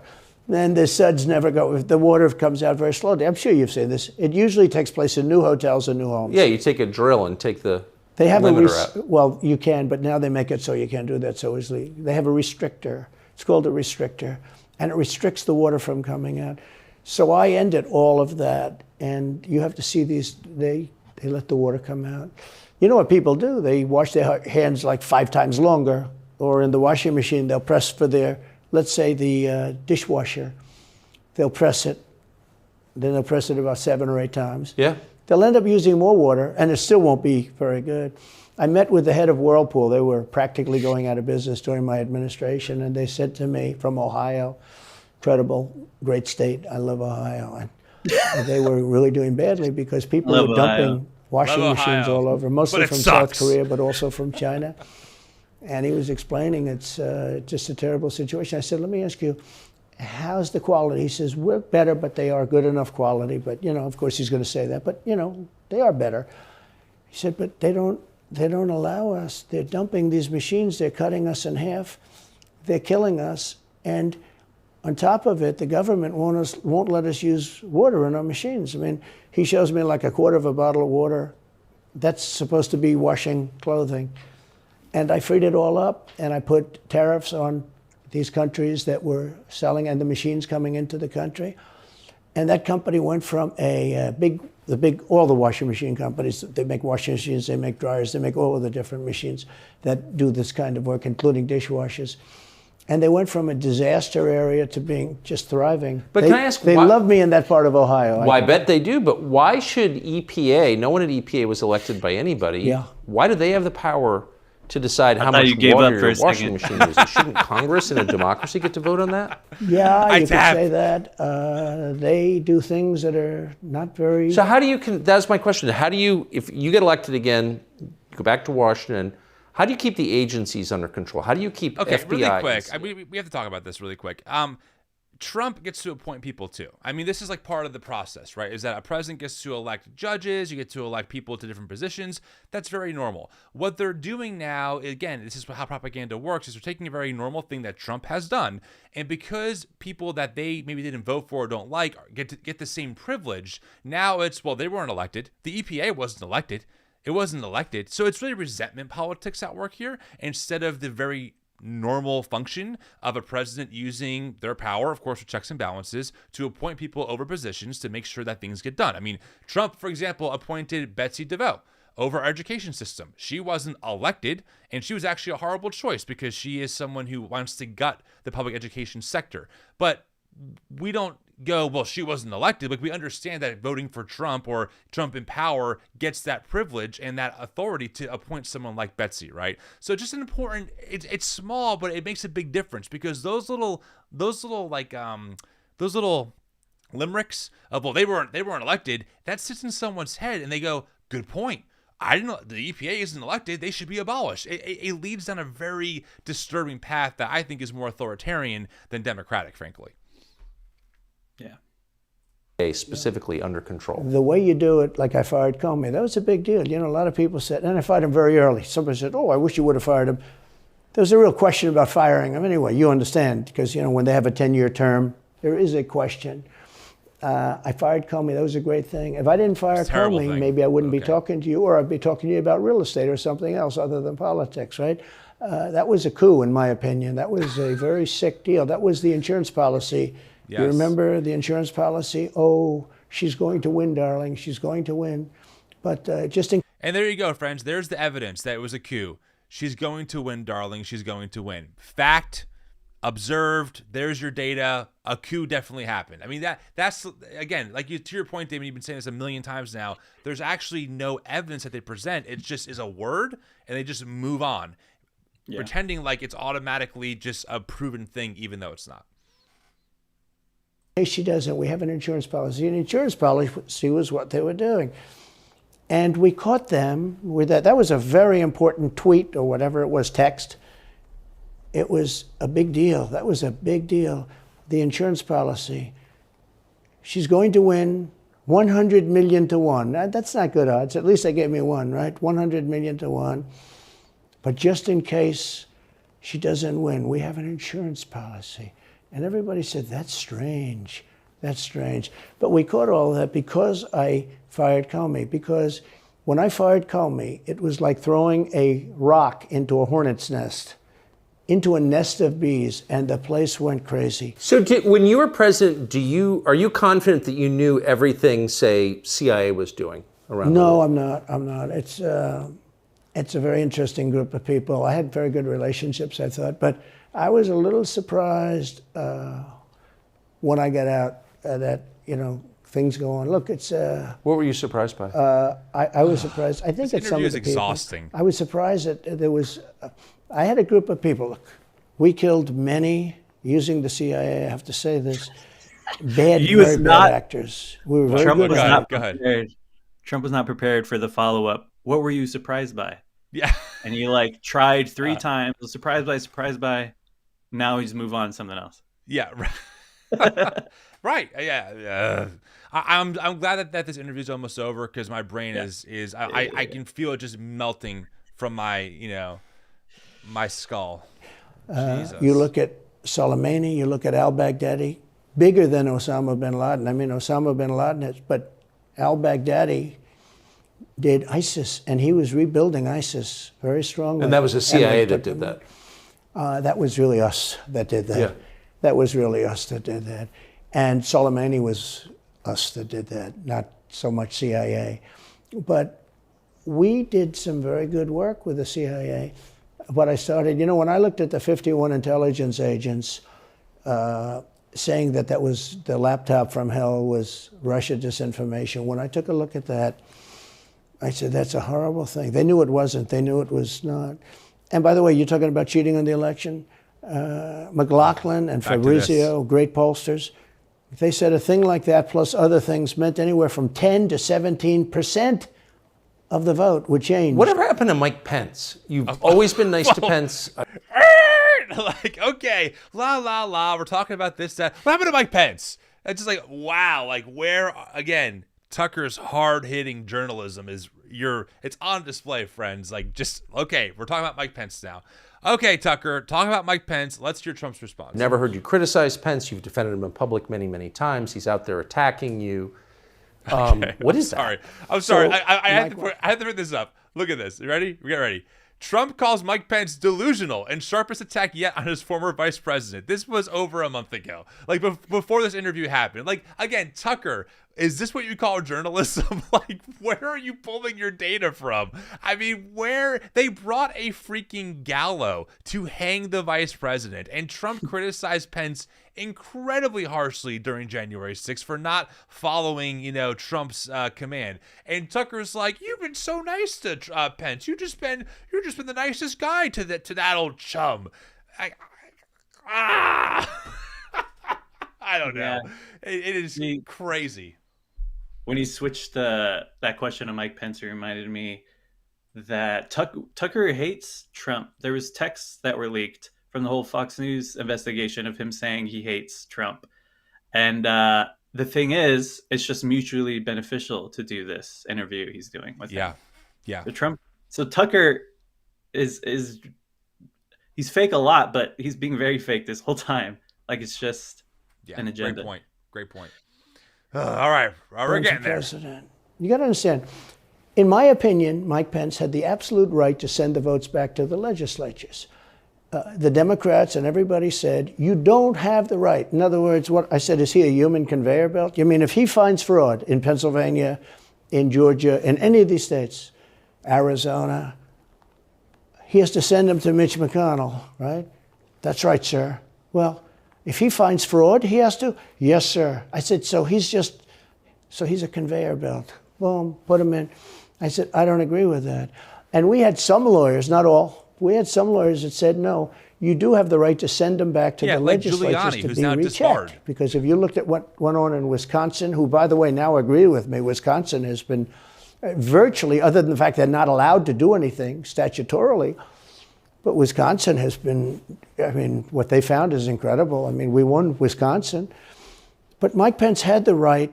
The lie detector test determined that was a lie. Okay? It's right here, friends. Okay, again, you can just Google this. This is 3 years ago now. Completed Wisconsin recount confirms Biden's win over Trump. Again, just nothing true about what this man says at all.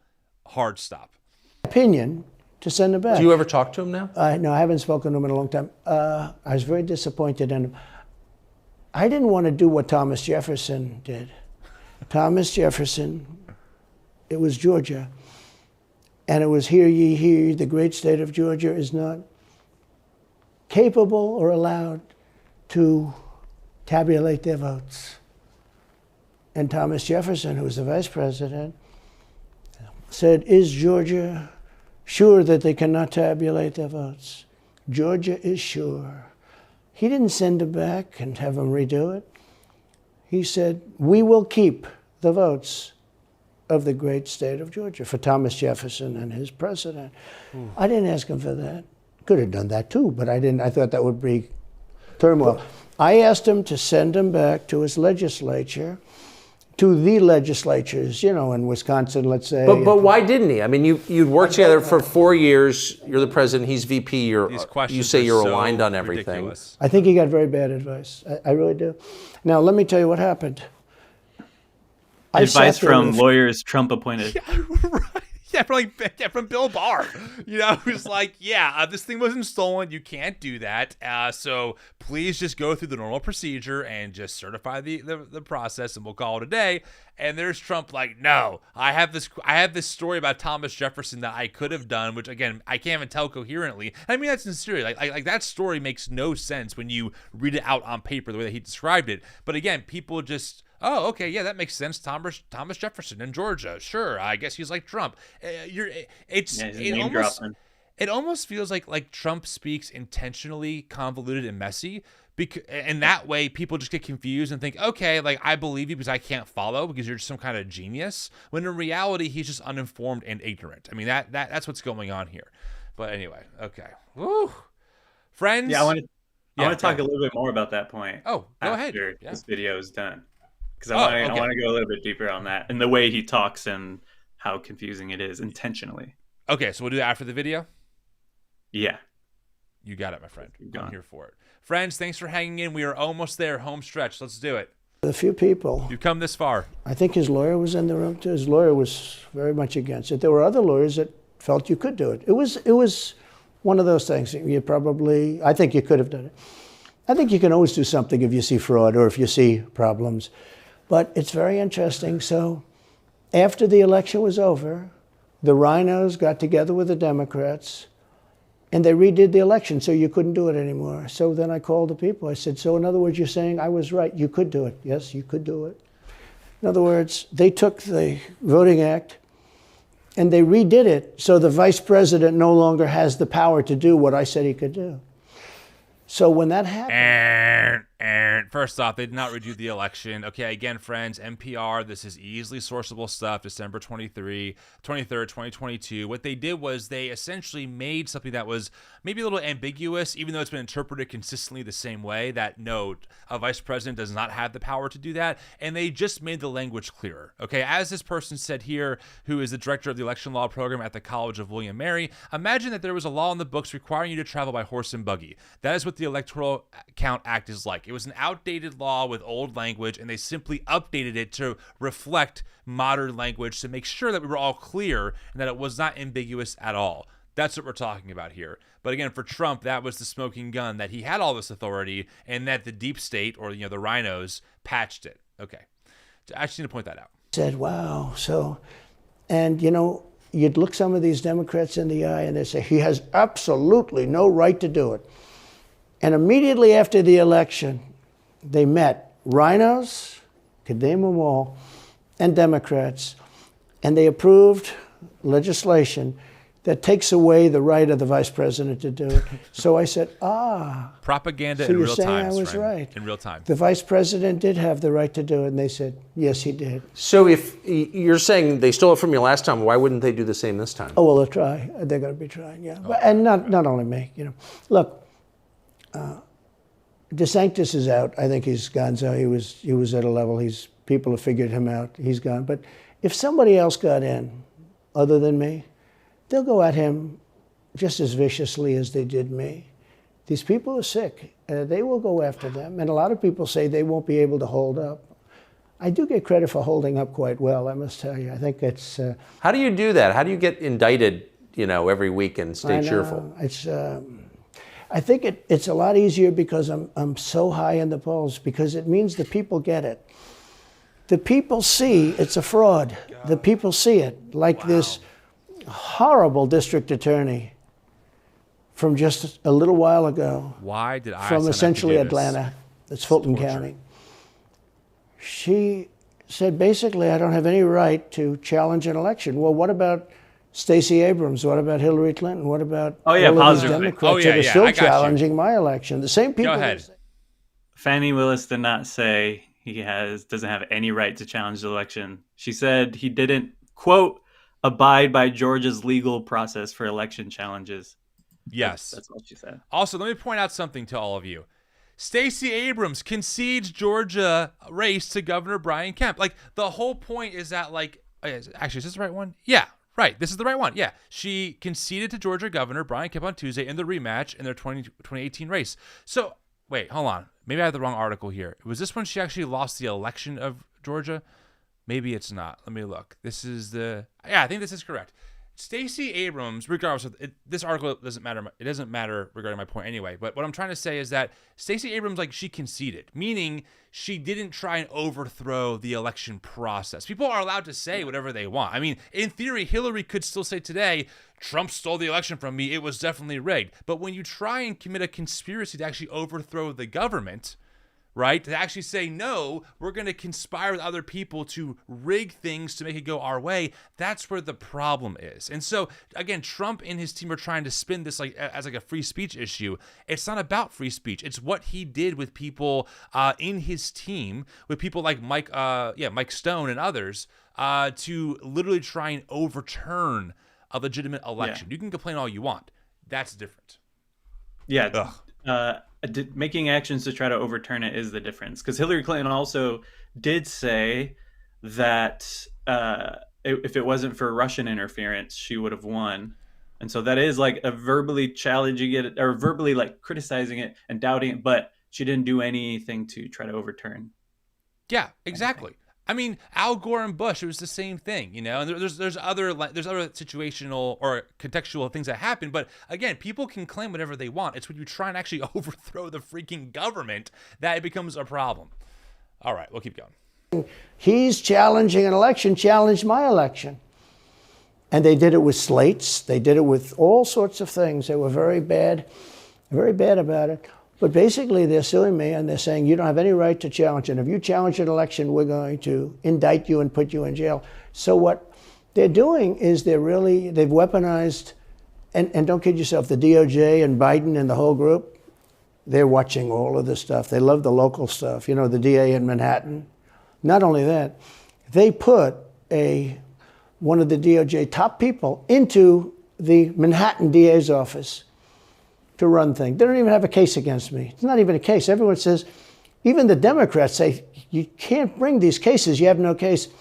The Attorney General or the District Attorney, Fannie Willis, in Atlanta, she's getting killed. Basically, she's saying Trump doesn't have the right to criticize an election. But you've been around long enough now. You've seen many elections criticized. I mean, Hillary Clinton goes crazy. Every time she talks, she says, he's not the president. Jimmy Carter said, he's not the president. Well, I am the president. Hillary Clinton called me, by the way, at 3:02 in the morning to congratulate me the night of the election. Did her voice crack? Well, her voice was, it's very different, I will say. I won't get into that. But what do you mean? Her voice was very different. Don't forget, they were all celebrating at 5 o'clock in the afternoon. And I came home and I said, you know, I think we won. I felt we won because the rallies are so big. You know, we'd go to Wisconsin and we'd go to Georgia. We'd go to different states. In Michigan, we'd have rallies. In Pennsylvania, we had 58,000 people in Butler. And I said, you know, how are we losing this? How do you have a rally where you have from 50 to 100,000 people, many of them? You know, I did 7 a day for a couple of days. That's a lot. That's a lot. These are big rallies too. And I didn't hold back. I didn't say, let's make them let's do abbreviations, right? But they challenged this stuff. Yeah. Hillary called me up and conceded. Now the word is that Obama said you have to do that. But she called up and totally conceded. But now, you know, every time you see her on television, she's saying like, well, she's challenging the election. Okay, really quick, 2 things. I want to confirm, friends, just so you know, I did look it up regarding Stacey Abrams. I did have my data correct. So Stacey Abrams essentially contested her first election in 2019, and then there was a runoff, and she lost. And she admitted that she lost. She even went to trial, and she lost the trial. So like that's our process at work, right? People have they have legal recourse to challenge election results. In fact, Trump did that. Trump brought it up to the Supreme Court that he appointed, by the way. They denied him. So I want to just make this very clear, and then I'm not going to belabor the point. This whole web that Trump is spinning is based solely on things that are either twisted, untrue, or half-truths, which are therefore whole lies. And they're very different than Hillary, than Stacey, than whoever else you might be referring to. Because again, they had the process. They went through the process. They were struck down. They accepted the results, and they are moving on with their life. Trump, on the other hand, has incited an insurrection. He's now being indicted for co-conspiracy. It's a very different situation. That's important to keep in mind. All right. This is the final 5 minutes, Damon. This is it.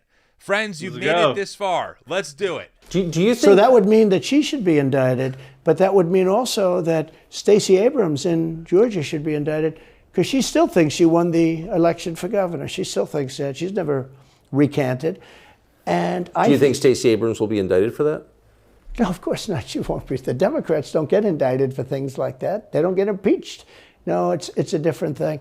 With that being said, yes, I had great support when they did impeachment hoax #1 and impeachment hoax #2. Jim Jordan, the House was fantastic. And actually the Senate was very good for me, other than, Mitch McConnell. I think if he had, it's too bad I endorsed him. He was begging, he was going to lose that race, and I endorsed him, and he ended up winning the race because of my endorsement. He was down, he was going to lose to Amy McGrath. She was $90 million in cash, all set to go. She was leading by 3. He was going down. I did him a favor, and then 3-4 months later, he really wanted to impeach me. He's a bad guy. But if you look at what's going on politically, it's so interesting. The level of loyalty is different in politics than it is in normal life, I will say. With that being said, I've had great loyalty also. But the House was fantastic. The Senate was very good. They overrode Mitch McConnell. Mitch McConnell, in my opinion, was trying to get senators to impeach me, especially for the second one. And on the first one, he acted very, very slow. He should have gone much faster. But Mitch McConnell wanted to, and the senators went up to him, guys that are subservient to him because he gives money. He gives them money. He gives them a lot of money. He raises some money and he gives it to them, and therefore they do what he said. That's the only form of leadership he's got. So last question. If you're elected president again, what's your number one priority? When you ran last time, you said, I will build a wall. This time, your bottom line top promise to the country. So you can do numerous things at the same time. Of course. But let's say number one is a border. Okay, let's just look at the border that he helped build. I have a slide up here somewhere. Let me see if I can find it really quick. Because the big claim is that he built 500 miles of border wall. Let's see. Do I have it here? Maybe I don't have it pulled up quickly. Let me see. Yeah, most of the wall was repairing the fencing that was already there. Yeah, I have a source here somewhere. You can take it or leave it, friends. But yeah, I mean, it was like 428 miles was repairing fencing and maybe extending it, and like 80 miles of it was new. So even that or can't 52 miles. 52 miles was new. Yeah, just anyway. And taking hundreds of thousands of criminals that have been allowed into our country and getting them out and bringing them back to their country, Guatemala. By the way, not only the 4 countries that we think of as neighbors, all over the world. Last month, we had 149 countries represented. Think of it. We had 149 countries represented, Tucker, from places that many people never even heard of, coming into our country. And they're coming in from mental institutions, and they're coming in from prisons. They're emptying out their prisons all over South America. They're emptying out their mental institutions. He's making this up. Yes, I concur with you. About South America emptying prisons and mental institutions. Terrorists are pouring into our country. We have no idea. I had the strongest border in the history of our country, and I built almost 500 miles of wall. They like to say, oh, was it less? No. I built 500 miles. No. In fact, if you check with the authorities on the border, we built almost 500 miles of wall, and I had another 200 that I was going to build. It's like water. It seeks. In his truck. And we're going to build another 200. We built it. It was all set to go. All they had to do was install it. It would have taken 3 weeks. And that's when I found out. I said, I think these people actually want open borders. Oh, my God. I can't the first thing I would do would be I would seal up the border good and tight, except for people that want to come in legally. Do you think we're moving towards civil war? Oh, my God. Okay. Oh, wow. I'm sorry. Maybe I'm just delusionally tired. Trump's answering about the border. And Tucker, do you think we're heading for civil war? Like, okay. My God. Let's do this response, and then we're done. There's tremendous passion and there's tremendous love. January 6th was a very interesting day because they don't report it properly. Oh, my God. I believe it was the largest crowd I've ever spoken before. And some of the crowds I've spoken before. What? And like July 4th on the mall, I think they had 1 million people there. But I think that the biggest crowd I've ever spoken before was on January 6th. And people that were in that crowd. Oh, my God. A very, very small group of people. And we said patriotically and peacefully and patriotically, right? Nobody ever says that. Go peacefully and patriotically. Oh, my God. But people that were in that crowd that day, very small group of people, went down there, and then there are a lot of scenarios that we can talk about. But people in that crowd said it was the most beautiful day they've ever experienced. There was love in that crowd. There was love and unity. Yes. I have never seen such spirit and such passion and such love. I can't and believe I've also this. never seen simultaneously and from the same people such hatred of what they've done to our country. So do you think it's possible that there's open conflict? We seem to be moving towards something. I don't know because I don't know what it, I can say this. There's a level of passion that I've never seen. There's a level of hatred that I've never seen, and that's probably a bad combination. I wonder where it comes from. Donald Trump, thank you. Thank you very much. Geez Louise. Okay, guys, first off, let's all just applaud ourselves. We did it. I mean, we survived. We got through it. I even have a little applause effect. Congrats. Pat yourself on the back. We absolutely did it. I know you have some final thoughts here, Damon. I just want to show people. Here is the small group of people that were just so peaceful, that we're just doing peaceful things. Absolutely. Here you go. Look, it's even more. Wow, so peaceful. Just absolutely peaceful. Again, I'm not going to relive all this. We've covered this so many times, but that ending part, I think, for me, is going to be the scariest part of the whole interview, where Tucker and Trump are essentially saying, like, good for you, January 6th patriots, and, violence might happen, but it's because you love your country. So, all right, Damon, go ahead. I know you have a few thoughts. Go for it. I'm here for you. Jeez. Yes, as silly as all this is, there is some interesting connections to the ways that authoritarians build movements and the ways specifically that fascists build movements. And so I wanted to pull up this list that we got. There's this Italian writer, Umberto Eco, who wrote this list, 14 points of fascism, which just means like eternal fascism. And so he talks about, like, this is what we see in rising movements of fascism. Also, within the context of Italy, Benito Mussolini, like, formulated the actual doctrine of fascism. Because fascism didn't start as an insult. It was like an actual philosophy that they put together and said, this is what we're to describe what we're doing. And when I compare Trump's talking points, the fascist talking points, it's not so that I can say, you think Trump is bad? Well, he's a fascist, so he's extra bad.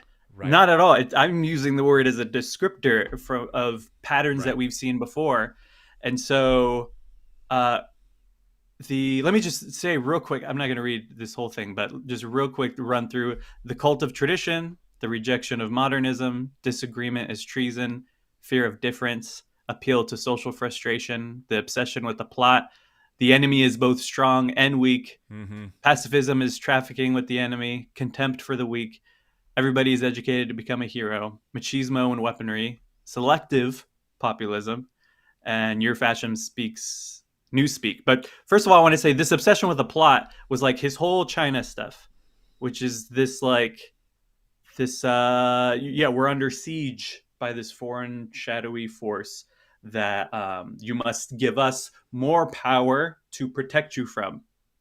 And then the enemy is both strong and weak. We see that all the time in his talking points, is like the Democrats are incompetent. They look bad on the beach. They're weird. They don't know what they're doing. Also, they're so competent that they could put together an election conspiracy.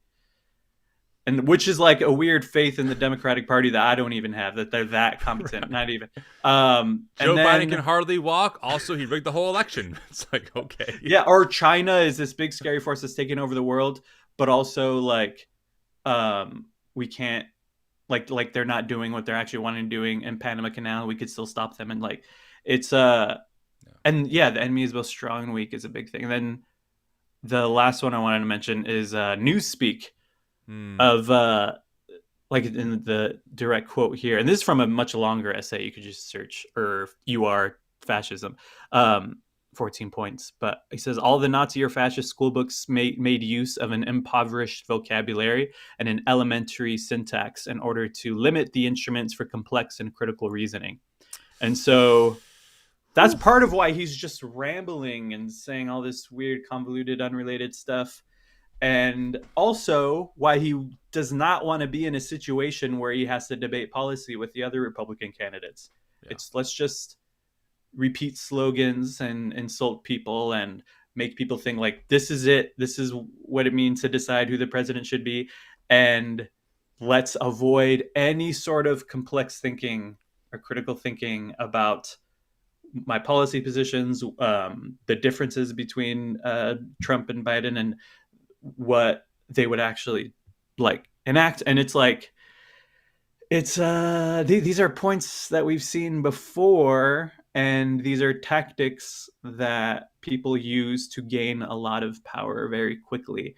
And Trump, whether he's a fascist or not, I think just has a deep understanding that these tactics commonly used by fascists work to build the following that he's trying to build so he could get power and win an election and get the clout that he wants.